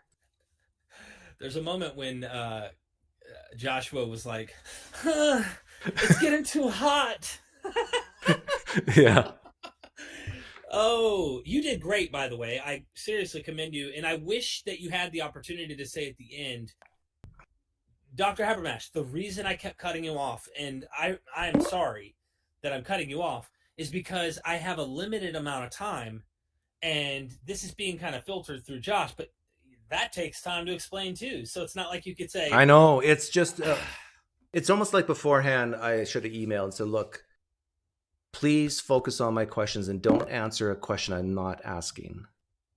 And, but I don't think, because if apologists are forced to just answer the question without throwing other stuff in, they're in trouble. Right? Because he'd be left saying, no, I don't believe, your Myron friend flew across Grand. No, I don't believe it if it says 500 saw it. And then it's like Christians hear that and they say, but why do you don't, then you have to say you don't believe it 1 Corinthians 15 is any good evidence that Jesus rose from the dead. And they can't go there. Mm-mm. They just can't. I thought you did really good, honestly, overall. I wanted to just come and like seriously say, well done. And I was having fun and I was loving that he was starting to get into the Mormon thing, but then we got to cut you off, man. This is with the Mormon thing. Yeah. When I asked for a naturalistic explanation for those 4 minimal facts of Mormonism, he brings in other facts, right? But we're talking about the minimal facts. You can explain it naturalistically without bringing in all this other stuff. And so he actually he's slitting his own throat with the minimal facts argument when he starts importing other facts. But yeah, one of the things he said, and I was there in person with Dell Allison Jr. too, so I know what Dell says and I know what Dell believes, and Dell separates the two. Yes, he admits on the episodes with me over and over in person, Derek, I had an experience. I know I can't prove this. I cannot prove this is true. Hang on a second. I'm going to change the room size. I'm going to let Paula G in here. Okay, continue. No, he just says, I know I can't prove it. And that he ultimately says, it was my experience that causes me to believe. It's not I know that these things are true. And like Habermas said, it's kind of a slippery thing that he's saying there for the audience, because at the end of the day, yes, of course, Dell believes in this, but he knows he can't prove any of it. Yeah. Yeah, and that's similar to what Laura Robinson says too, right? Yeah, and you got to respect people's experience, whatever you choose. Yeah, you guys can't see me, but I'm just going to do it this way to make it simpler. Okay. But Paula Gio, where'd you go? Come back in. I made the room bigger. There he is. There he is. Good. Yeah. It's been a while. Nice hat, Paul. How you doing, Paul? I'm doing all right. You live in Newfoundland now, right? Close. I live in Nova Scotia. Which, Nova Scotia. I know for those on the prairies, it's all just one big nebulous blob. Hey. So you're a maritime province guy now. I am. So what'd you think of that Habermas thing? Unfortunately, I didn't catch all of it. I caught where you started. Basically, I started when he was asking you for naturalistic theory, and you went to Dale Allison's. That's basically where I jumped in. So yeah, I have to rewatch. Unfortunately. Yeah. You missed it. How do you feel it went, Doug? I'm a little frustrated because I kind of predicted this would happen. That he would just talk.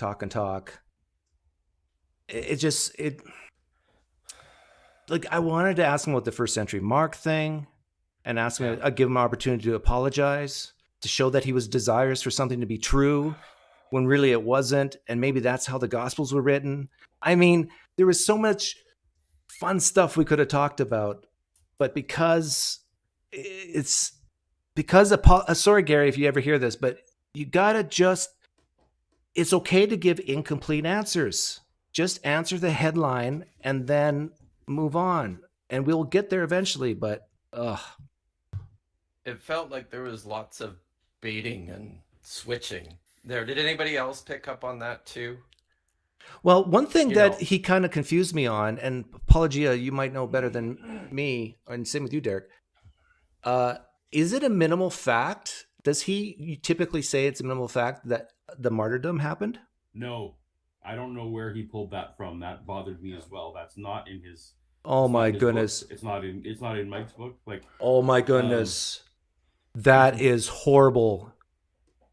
So he lied to me. He said that, right? I asked him. Yeah, I asked him.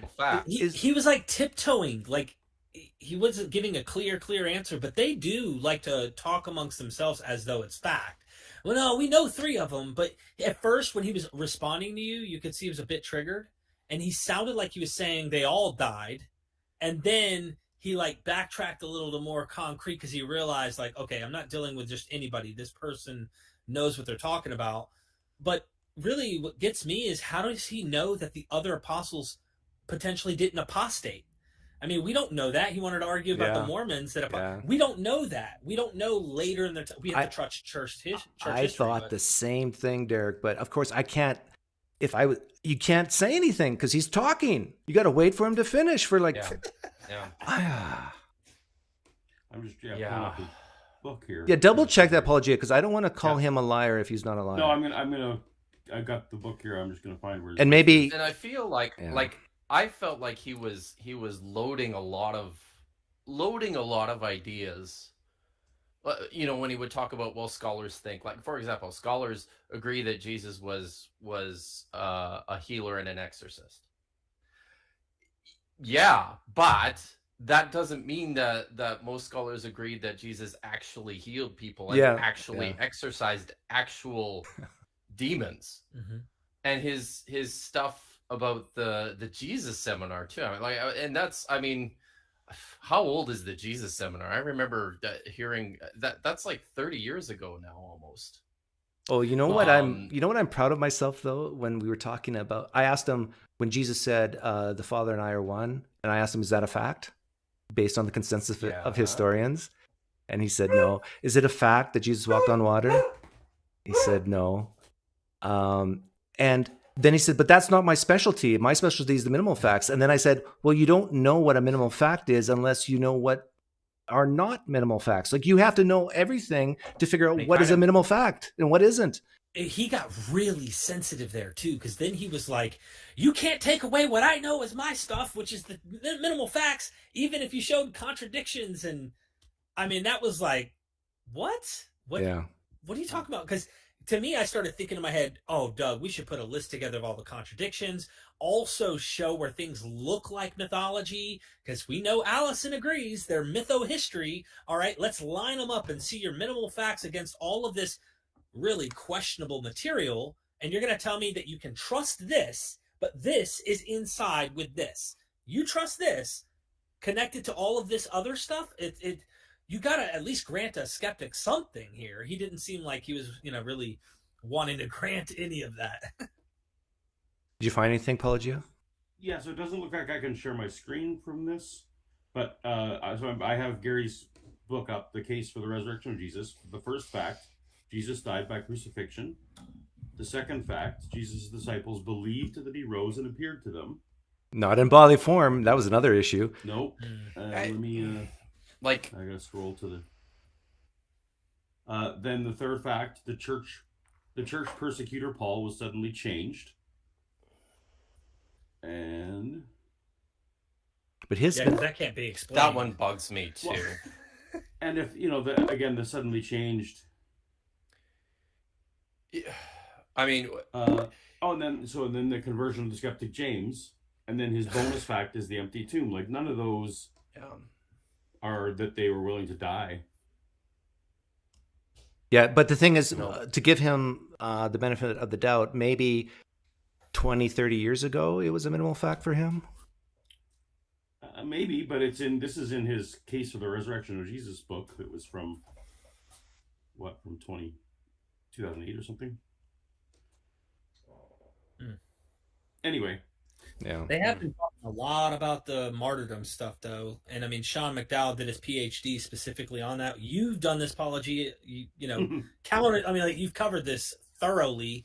They want it to be a minimal fact. You could tell they want a lot more to be minimal facts, and that's the thing that they're trying to do. But well, if you want to smuggle in martyrdom via the whole like their lives were changed, like I know that when he fleshes out thing number 2 that the disciples really believed that they saw it, which I'm generally willing to grant that there were some number that were willing to that really believed it. But he said, I suppose you could smuggle it in there, right? Yeah. Gary did say though that, I should have called him Dr. Habermas. That didn't help that I called him Gary. But anyhow, Gary did say that it was a minimal fact that they saw him bodily too, didn't he? Or did he flip-flop on that? I'm trying to remember. I got to watch it back. If he did, then he misspoke, because he's usually pretty precise about his language that they believed that they saw he appeared. Yeah, and that's why he slipped off into, well, the New Testament portrays it as bodily. He went off into this. He did shy away from the direct. We don't know. He could have just said, "Well, we're not sure." He doesn't do that. Was he trying when you questioned him on the word for appear? Was he trying to misdirect, or was he genuinely misunderstanding what you were asking him? Because his answer was such that it seemed like his answer presumed that your problem with the appearance was whether or not Jesus initiated it. Yeah, where did that come from? That? Yeah, I caught that, but like, it was so crazy to me. It was weird. I think what happened, like he's trying to draw a direct analogy here to because I thought this was good, the way that you said, well, isn't Jesus' appearance sort of analogous to the witnesses seeing golden plates underneath the blanket? Like the blanket there is this whole idea of what kind of an appearance is this? Yeah. And he took that to mean everybody agrees that this is a self-initiated appearance, that this is something that Jesus initiated. I'm like, who the fuck cares? And what does that mean? Like, yeah. Christians, he meant to whisper that. Forgive him, for he knows not what he does. So. Can I read something that I just think is interesting about the appearance of Jesus in Matthew? I've been mentioning this, and this actually blew Dennis McDonald's mind. He didn't even catch it. In Matthew chapter 28, Jesus is resurrected from the dead. He appears in Galilee instead of Jerusalem. Here we go with contradictions. And he says, now the 11 disciples went to Galilee, 11 because one of them's not around, to the mountain to which Jesus had directed them. And when they saw him, they worshipped him. But some doubted. Now, here's what I have a huge problem with. If this is Jesus in his bodily form, whatever the appearance was, here's Jesus actually here in person. Some are worshiping him and some are going, I doubt this. Like, I have a hard time knowing what kind of appearance is this, because why are some doubting? If it's not convincing enough to everyone. Yeah, why is not everyone there going, it's him, it's Jesus? Because he was wearing a white cloth over his body, just like the golden plates. And does this also just correspond to his objection to Mormonism? Because we have records of people who recanted their affidavits, right? Their testimony about seeing the golden plates.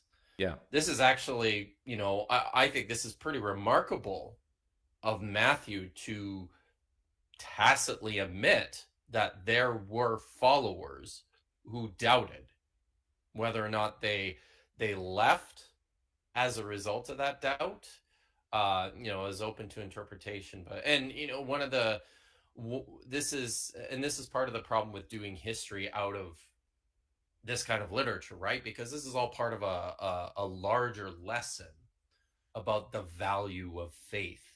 So, doubting Thomas, the people who saw the risen Jesus in Matthew 28, who doubted, these are the bad guys. These are the ones who, you're not to be like, you are to believe. So, yeah, it. You know what's funny about But I all thi- this is just a general statement. I bet you 25,000 Pine Points that if the McGrews were watching and if Jonathan McClatchy was watching, they agreed with me and not Gary Habermas. I bet you anything they'll watch that and say, Doug's right. If you use the minimal facts argument, Christianity's dead in the water. You have to come at the scriptures as scriptures, special. You can't treat them like any other ancient document. And if you do, you're done. You got to come to the text with the Holy Spirit and this special reverence for it. Actually, Jonathan McClatchy wouldn't say that, but because there is myth in Roman biography, there is legends in ancient Roman biography, and if you say that, if you admit that, then you have to admit that in the Gospels if you call it the same genre. Well, and I don't think Gary would even hold like that the Jerusalem zombies were a real thing, right? Like he accepts that was like at least his partner in crime, Lacona, does. Mike Lacona does, yeah. Yeah, I was going to ask him about that, but I didn't have time.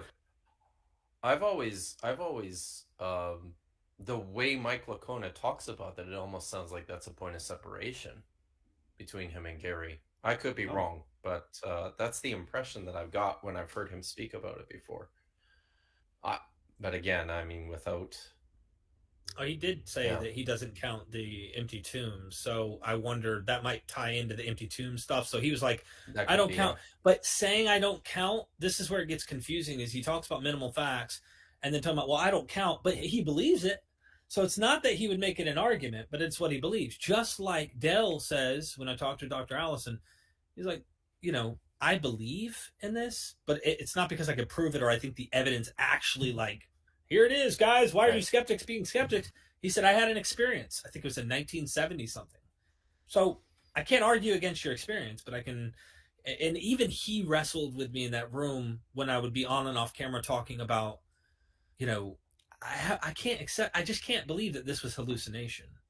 This was him telling me. I mean, I had Paulogia and Doug's questions in my lap while asking him, and he's like, I have these experiences all the time. He was being very honest and transparent, but he's just like, I can't accept that these are all hallucinations. I still have experiences and things like that. So I wonder if it's psychological. Not really sure, but. Well, I can't bring that up. Doug, I was yelling at the screen when he went to the martyr part, as I'm apt to do, because you had literally just had that conversation. Maybe it only takes one or two people to believe it for it to expand. And then he said, yeah, but we know that at least two people really believed it because they died. And I was like, yeah, that's the point. You only have like 2 martyr cases that you have really good evidence for, which totally supports what we were just talking about. Because if you had 12 reliable martyr reports. Well, I don't think they even have 2, do they? Because like you, well, I think I would accept both Peter and Paul, but Paul, of course, wasn't a witness to the initial. Right, but even Peter, do we have record of Peter saying, I saw Jesus rise from the dead? Oh, no, we don't. Not even. Do we have not record? Even if you accept 1st and 2nd Peter as written by him. Yeah, and do we have record of Peter being told that if you recant, we'll let you live? No.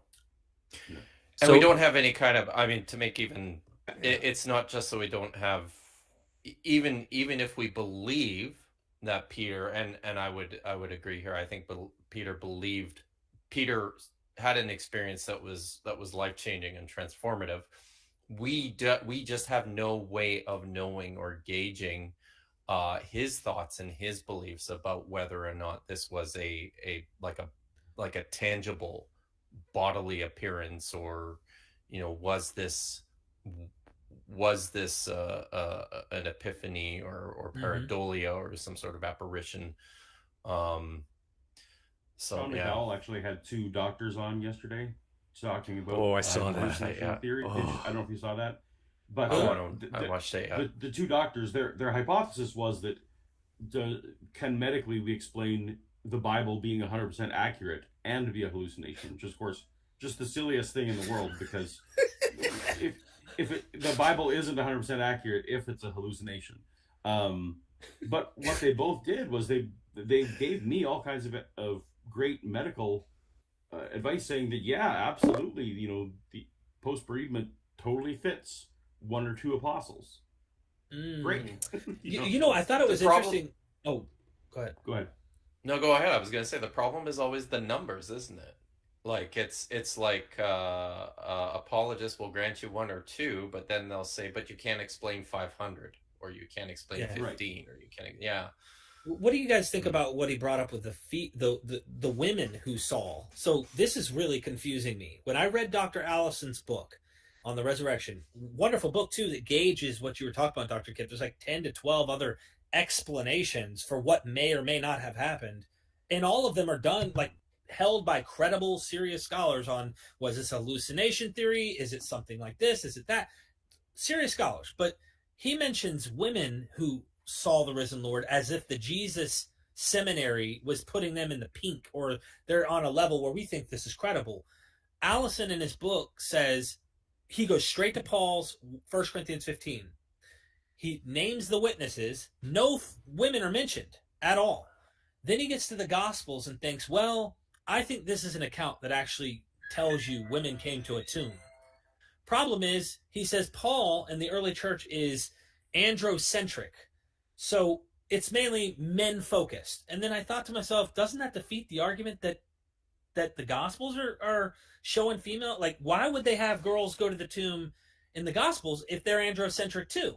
Unless it's part of a narrative or something like that.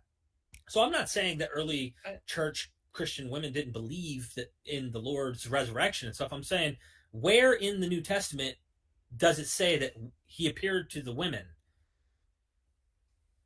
Other than the Gospels, which we have to grant those are a little later. So yeah, I just don't think that's like it. When you're crafting the narrative, the narrative just doesn't make any kind of sense without the women seeing, or without the women, at least. Well, because in Mark they don't actually see the risen Jesus, do they? Nope. But the thing is, we don't know what the narrative was when the creed in 1 Corinthians 15, came to be. Are the women in the creed? No, the women are not part of the creed. That's why I didn't know why he brought that up. Yeah. He's just trying to add more weight to his argument against. Yeah, he's introducing, in quotes, new facts that as he sees it. Someone asked a great question in the chat here. How are we defining facts in this context? But Habermas is very specific. He's saying the consensus of New Testament scholarship.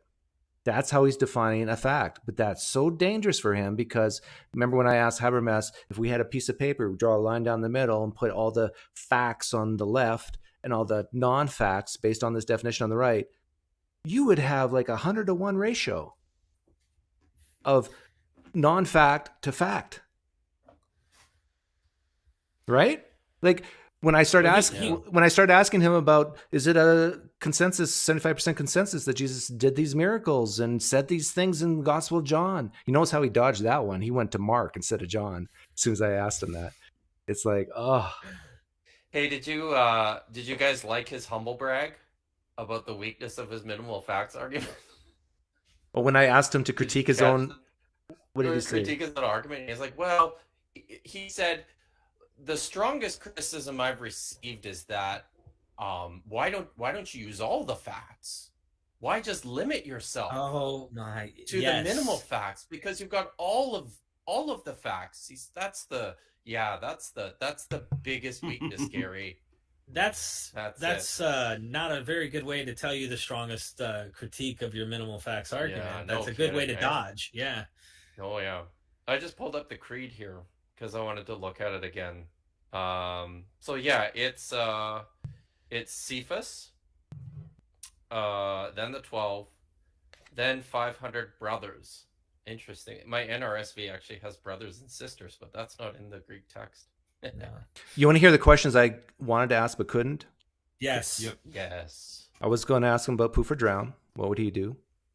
Then I was going to ask him, why is it you say if Christianity is true, I know if Jesus Christ rose from the dead, then therefore Christianity is true. Isn't that basically a statement without any teeth, because if Jesus appeared to Joseph Smith and gave him the true gospel, then Mormonism is true. If Allah spoke the words to Muhammad, then you're just giving a definition of Christianity. It has no importance.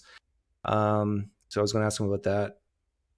And then I was going to ask him for his naturalistic explanation for the resurrection. I asked it for Mormonism, but not for Christianity. Yeah, that was really weird when he said that that Myron was it Myron being an ethical person made it more likely that he was going to fly. I just didn't understand. Well, and I think that's where he started to get really upset with me and saying I'm cutting him off, because that just makes him look terrible. To say, I need to know if Myron was a good guy. Because Myron might have nothing to do with the text. Someone just said these things about him. I mean, whether you're a really good guy or not has no impact on whether you can fly across the Grand Canyon or not. Yeah. And he talked about, like, I would need to know more about his life. I mean, look, let's be honest. You don't know, if you go with the earliest gospel, you don't know his birth. Okay, let's grant we know his birth. Let's grant everything we have in all four gospels combined, granted. You know, like, a snapshot when he's 13. You know when he's 30 years old. What did this guy do? Oh, and you know when he was born. You have no clue about this guy except for little excerpts. And they can't even agree with one another. Sometimes they do. Sometimes they agree too much, which means this author knows that author. Big red flags to me.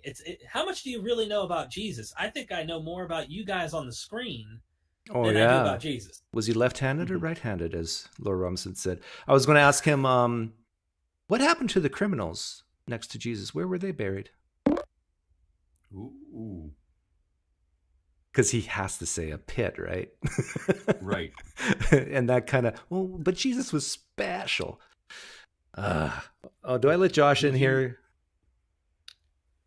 One more thing before we get caught up and sidetracked here. I was going to mention, I asked Dell Allison if you put your skeptic glasses on, this is why I like Dell, even if he fights me on it a little, you got to love the guy. I said, suppose I'm going to grant there's an empty tomb. If you were a skeptic, how would you answer this? You don't believe. And Dell Allison said, what I would do is I would think that a magician, this is his, not my take. I wouldn't even imagine this would be his conclusion, that a magician would have stolen his body because they knew that noble men, righteous men, and people who were like really powerful in life, their bodies were used in these like rituals, these magical rituals, and that they would have stolen his body and used it. And I told this to Kip earlier, and he was like, what? I was like, yeah, I don't know. Like, this is something that Dell mentioned, that if he was a skeptic and I granted an empty tomb, magicians stole the body to use it in magical rituals or something. And yeah, like, which explains the minimal facts. And you don't. I asked him the question about if you have a supernatural explanation and a natural one, and they both explain your minimal facts, which one should you choose? You know, did he actually answer that question? No, he responded with, which naturalistic explanations explain the minimal fact, explain things better than my. And then he was saying, "Tell me about your naturalism" or something. Yeah. He said something like, I just wanted to point out, when I was doing my PhD work, I got to read some pretty interesting, fascinating texts about the body of Jeremiah and the grave. And this was within the textual tradition. It's in Egypt, and was venerated by Jews for the healing powers of the bones of Jeremiah. People would go there to get healed of all sorts of ailments and regrow limbs and be cured of diseases and stuff. Hey, Josh, thank you for that opportunity. How many Pine points do I deserve for this? You get 25,000. I checked with the head office in Wichita. And did you feel uncomfortable though? No, I didn't. I just felt your coping get demolished, so I guess it was nice. Okay, you thought I got demolished by Habermas? No, your coping. My coping got demolished? What are you saying? You got impatient? Is that what you mean? Can you have a normal conversation. Like he's is just there a human? he's trying to tease me. appearance? That's all. Hey, I owe you an apology. I even said in the chat that if you actually pulled this off, I'm going to make a public apology. And I mean this. I'm sorry for the past and for things I've said and participated on. I really, we're all humans and we're all trying to figure things out. So this is my public apology to Josh. And I mean it. I'm serious. Josh, please accept or don't accept, but I told you I would. And good job. Good job. But Josh, do you understand my frustration? Like when I ask certain questions, which is a belief question, do you believe this or not? And he goes into why he believes it. I never asked that. I asked, do you believe it or not? Like with the flying man, he basically stops me from doing the thought experiment because he wants to answer things that I'm not asking. You understand that? Well, Doug, I am used to answering your anti-intellectual questions, but like people in academia, right? They have a more robust understanding, so it's hard for them to comprehend these kind of plebeian things you're making up. You're saying you can comprehend my thought experiments better than Habermas? Well, kind of, because I am down on your level. Well, here's a question then, Josh. Right? Do you think that the question of mine that you asked him at the end about Leon Festinger's cognitive dissonance theory, did he understand at all how that applied to the resurrection, or did he answer a completely different question? I'm not going to be interacting with Gay Nathan, but I'll be happy to talk with others with you. Well, what was that? Sorry, Josh. No, Josh. If you want to be in this group, you got to be in this group with everyone, or you'd leave. Is there? I have no. Let's be team players. Come on. Yeah. Baby. Hey. I have no desire to interact with Gay Nathan. Sorry. With who? With Nathan. What was that? Sorry, Josh. There's some feud between It's Nathan because and I called him out for being a rapist. Oh, well, there's a that video would do of it. Josh saying he raped a schizophrenic girl, and I'm someone who has publicly said, "Look, here's Josh saying that." So if people want to go on his streams and be interviewed by him, know that this is a person who says that they do this sort of thing. This is not the time and place that they've harassed a lot of people. Yeah, we'll just let that go. It's not the time and place for that. Yeah. But yeah, I do sincerely thank Josh for pulling that off. I am shocked he did. I'm shocked he stayed quiet as long as he did, Doug. I have to give it to him. And one moment, he did this thing. It was a tick. You were going at Habermas. He felt tension. He goes, it's getting hot in here. Yeah. Oh, it was so great. I love it. Nah, but were you able to ask him if he was going to ever publish the data so that we can check that was on my list. There's so many things I wanted to ask. The thing is, it is almost paralyzing because you got to, in the moment, figure out, prioritize the questions, and right. And so you have to go with whatever pops in your head first. Otherwise, you're paralyzed. But were they kind of moving? Were they moving goalposts as the conversation went, or did you pretty much stick with the order and the priority that you had to start with? Well, I didn't really have a strict priority. I literally just had a bunch of things scribbled down on a piece of paper. But I did want to. I wanted to start with the minimal facts because that's his bread and butter and that's what he's comfortable with. Sure.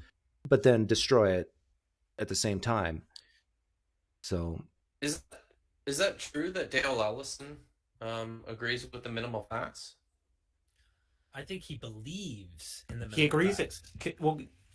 Dale believes it can be explained though by a natural explanation, like perfectly adequately. Sort of like the thing Doug said, because I asked him when I interviewed him about the RHBS model and what he thought of it, like James's proposed model, and he's like, yeah, like that explains it fine. But for Dale's perfectly comfortable with that, and he's like, look, there's this other stuff that makes me a Christian, and like his he says he had a supernatural experience, right, with some trick, like I don't mean this like in a way to ridicule him or whatever, but like some treacle, right? Like there was this jar of treacle and he was baking something and then it like appeared somewhere that it wasn't, and so he's like, I can't explain that, but that's makes me think there are supernatural things that happen, but that might not be the case for you, and that perfectly explains the data. But Gary can't do that. Gary sort of has to be like, no, like you can't explain it that way. It's not a good explanation. It just doesn't work. Paul, you missed this, but Josh Howard in the live stream chat says, do you think I'll ever get the email with those names of scholars? I asked Habermas, can he think of one historian who became a Christian because of the evidence for Christianity? And he couldn't think of a name. Did he say a name? I don't think he said a name, right? No, he said he can think of several, and he'll give you a list. Yeah. You mentioned Dale Allison 2 or 3 times, though, as well, as if that was like an example. And then you were like, no, Dale, this isn't the case for Dale. He was raised a Christian. Yeah. So someone who's... He was either misunderstanding your question, though, or being like intentionally opaque, because he was like, oh, I can give you this list of all these scholars, who don't believe, but who also agree about these things, which was different than what you asked. Yeah. Yeah. I don't know if it's obtuseness or I don't know. How do you explain? What's the naturalistic explanation for Gary Habermas? Cognitive dissonance. I think he's in his epistemic bubble. Yeah, I when I was listening to some of his answers to questions after you were gone, I don't think he's like a bad guy or anything. He honestly was trying to be really charitable with you. He actually said he didn't think you were rude. He thought that you had a limited time frame, and so the reason you were trying to cut him down on his answers was because he could tell, you only had a short amount of time and there was a lot you wanted to ask and stuff like that. But then his responses to some of the criticisms, like some of the questions that were raised about like cognitive dissonance theory and stuff like that, I just thought they were really like bad answers. And for some reason, I don't know, I'm not aware of the best criticisms of his work. He's sealed off from it in the kind of communities that he's in, or I think that some of that sort of stuff that's at play. I just don't think he actually has been pushed on these things before. Well, did any of you catch Gary's recent stream where he had new evidence for the resurrection?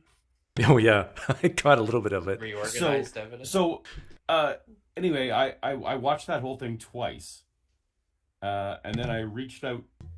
I reached out to try and steelman it because I just couldn't even understand it, and I got a bunch of Christians saying, "Yeah, we didn't understand it either," and then I actually got a response back from Gary saying, "Yeah, the whole like 20-minute thing wasn't related." And you had to go like later to his 5 points. So again, he's not even getting pushback from his Christian crowd, because when I would reach out to the Christian crowd, they all just nodded like it was great, but privately were admitting we don't know what he was saying.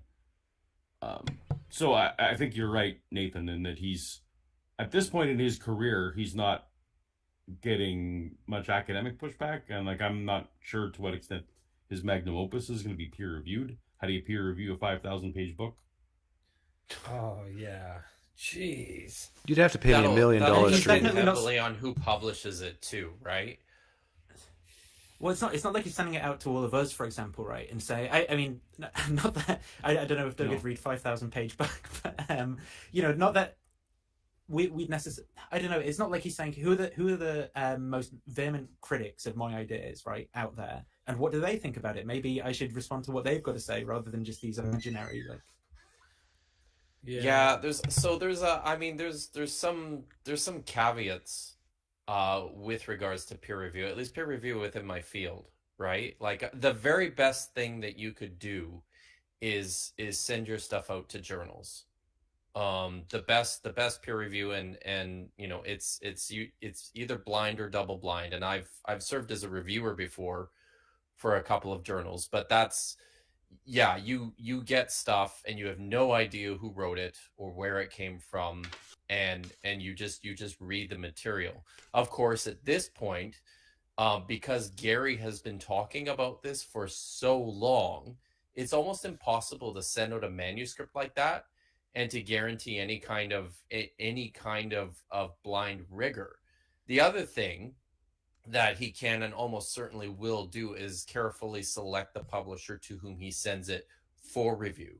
So if he sends it to someone like Zondervan Academic or Baker Academic, or Whitfin Stock, scholars will read it and they will review it and they will respond and say, you should make some of these changes. But the kinds of scholars who are going to be reading and reviewing it are almost certainly to be highly sympathetic in the first place.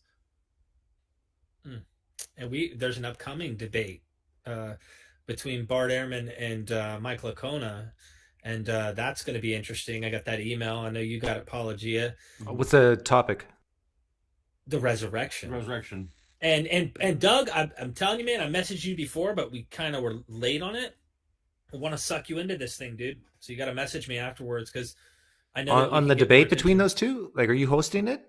I'm gonna be hosting this. Like, go ahead, Paul. The debate is going to be actually a 5-part. It's going to be a 5-part debate, as I understand it, or 4-part maybe. That it will be a paid thing.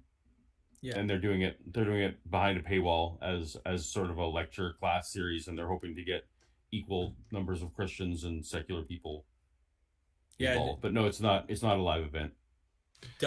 Bart responded in the email saying this should be the debate that ends all debates. Like he's kind of flexing on him, like. So yeah, I'd like to message you afterwards about potentially playing a role in that, in terms of being able to let people know, and I can get some time with you to talk to Dr. Ehrman, which you could actually interview for the channel and like explain some of these things, go through some of the stuff that you had with Gary, and he could pick some of that stuff apart while promoting the upcoming debate and maybe some courses for Bart. Okay. Yeah, just let me know. I was I'm looking at one of these questions that I was going to ask him, and there were very personal ones. Do you love Jesus? And if so, how can you objectively look at the evidence for Jesus, the resurrection of Jesus, if you love him? I asked him a question afterwards in the chat about first century Mark, which he answered, and I'm glad that he said I was wrong about that. Like that's a virtue, right? A good thing. But I said, do you think that you might have believed that on insufficient evidence because of your desire to believe it? And he said, yes, I did, because that's probably why. And then I said, do you think that the apostles might have believed in the resurrection of Jesus because of their desire to believe? And that was where I lost him, right? At that point. He couldn't say that potentially any of these people who were involved in the creation. I mean, look, you could even grant maybe like someone did actually see the resurrected Jesus, but I mean, probabilities seem to show us that at least the majority of people who are involved, probably it's that sort of thing going on, right? So these guys can't be wrong, or these guys can be wrong, but the disciples couldn't be wrong about what they saw or their experience or whatever's being jotted down. By the time it's being jotted down, they can't be wrong now. We're going to believe this. It's like if he's willing to, it's like if in his everyday life he's willing to believe all sorts of things because of his desire. I mean, does that just stop happening 2,000 years ago, right? This community of Jews who are being exposed to Christianity, it just doesn't apply to them for the first time. That's why Doug and Paulogia, when they mentioned this, you both have mentioned this, but you mentioned this to Habermas, they're primed to believe in a resurrection already. So it's not like this random thing happened out of nowhere. This guy died and rose from the dead. No, like everybody's already primed to believe they're in the last days. The resurrection is going to happen. It's just a matter of when. So now we're all looking for signs to find it. And who knows, maybe one of them woke up one day and their sheep was laying on the wrong side of its body. And it's like, that's the sign. He is resurrected. I know he appeared to be. I'm just being funny, but you get what I'm trying to get at. Yeah. Did you guys catch the NDE thing when he brought it up? That for him, it seems that it's more likely Jesus Christ rose from the dead because NDEs are real and true. I missed that. Yeah. And the thing is, like, well, explain Jews, explain Muslims, explain all these other religions that believe in NDEs too and still reject the resurrection of Jesus. I mean, this is not the issue. Is that to speak to the probable prior of supernatural? Like, so yeah.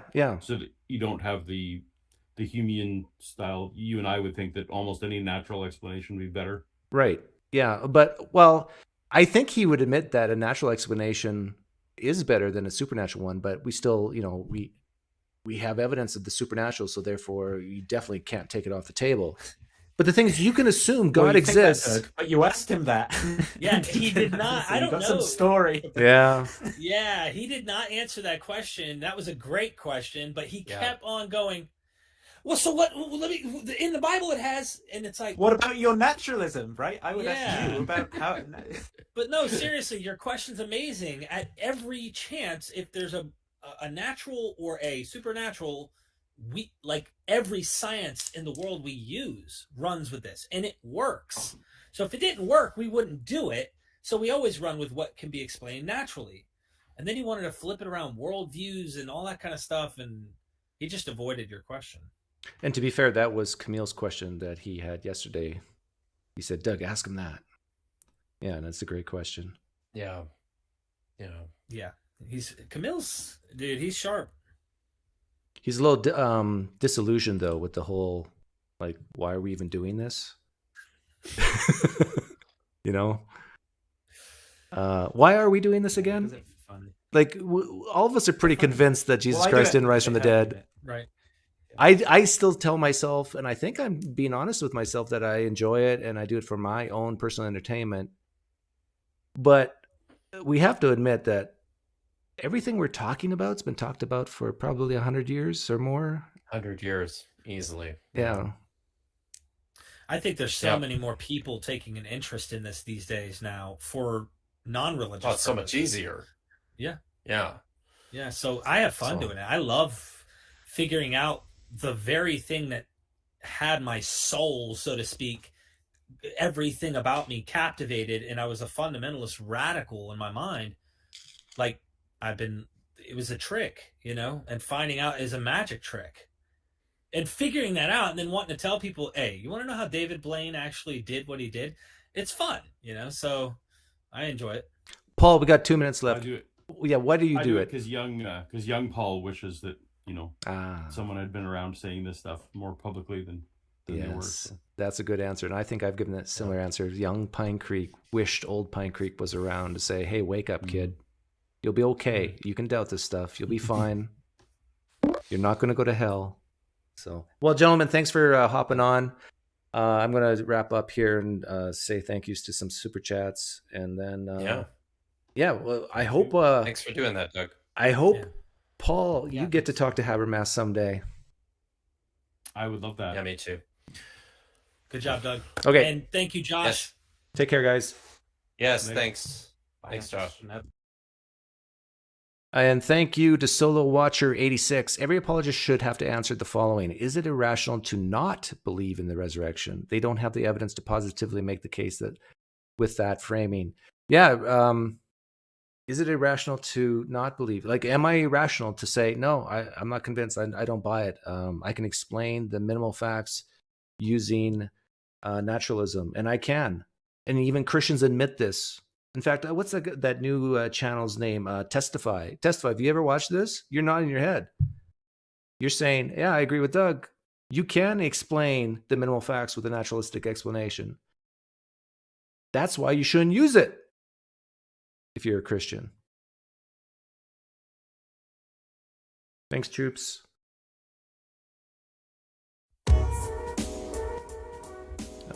Two minutes. I'll focus on the live stream chat here.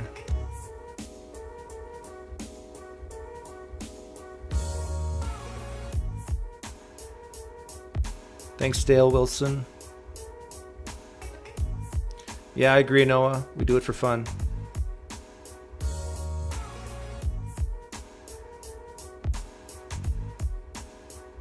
Well, Canadian Catholic wasn't a top-tier guest, but he was a facilitator, so I let the peasant in. Thanks, Joshua, for the donation. I think you should talk to some more Christians. I try my best, Lawrence. But every time I go live, I say Christians only, except for today. Today it was my buddies.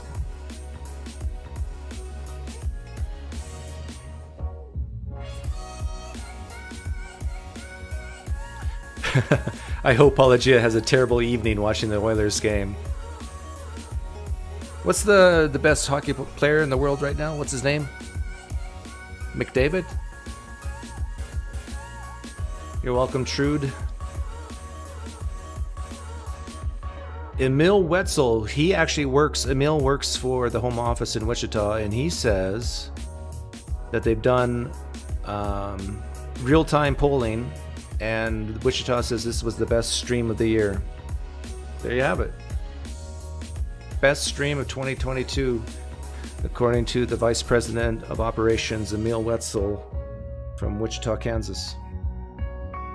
Yeah, I missed the questions after the show because I wanted to do this instead. Thank you for the donation, Mountain Show. Are you ready to say the sinner's prayer and kneel at the foot of the cross now after that? Every knee shall bow, every tongue confess that PineCreek is of Satan.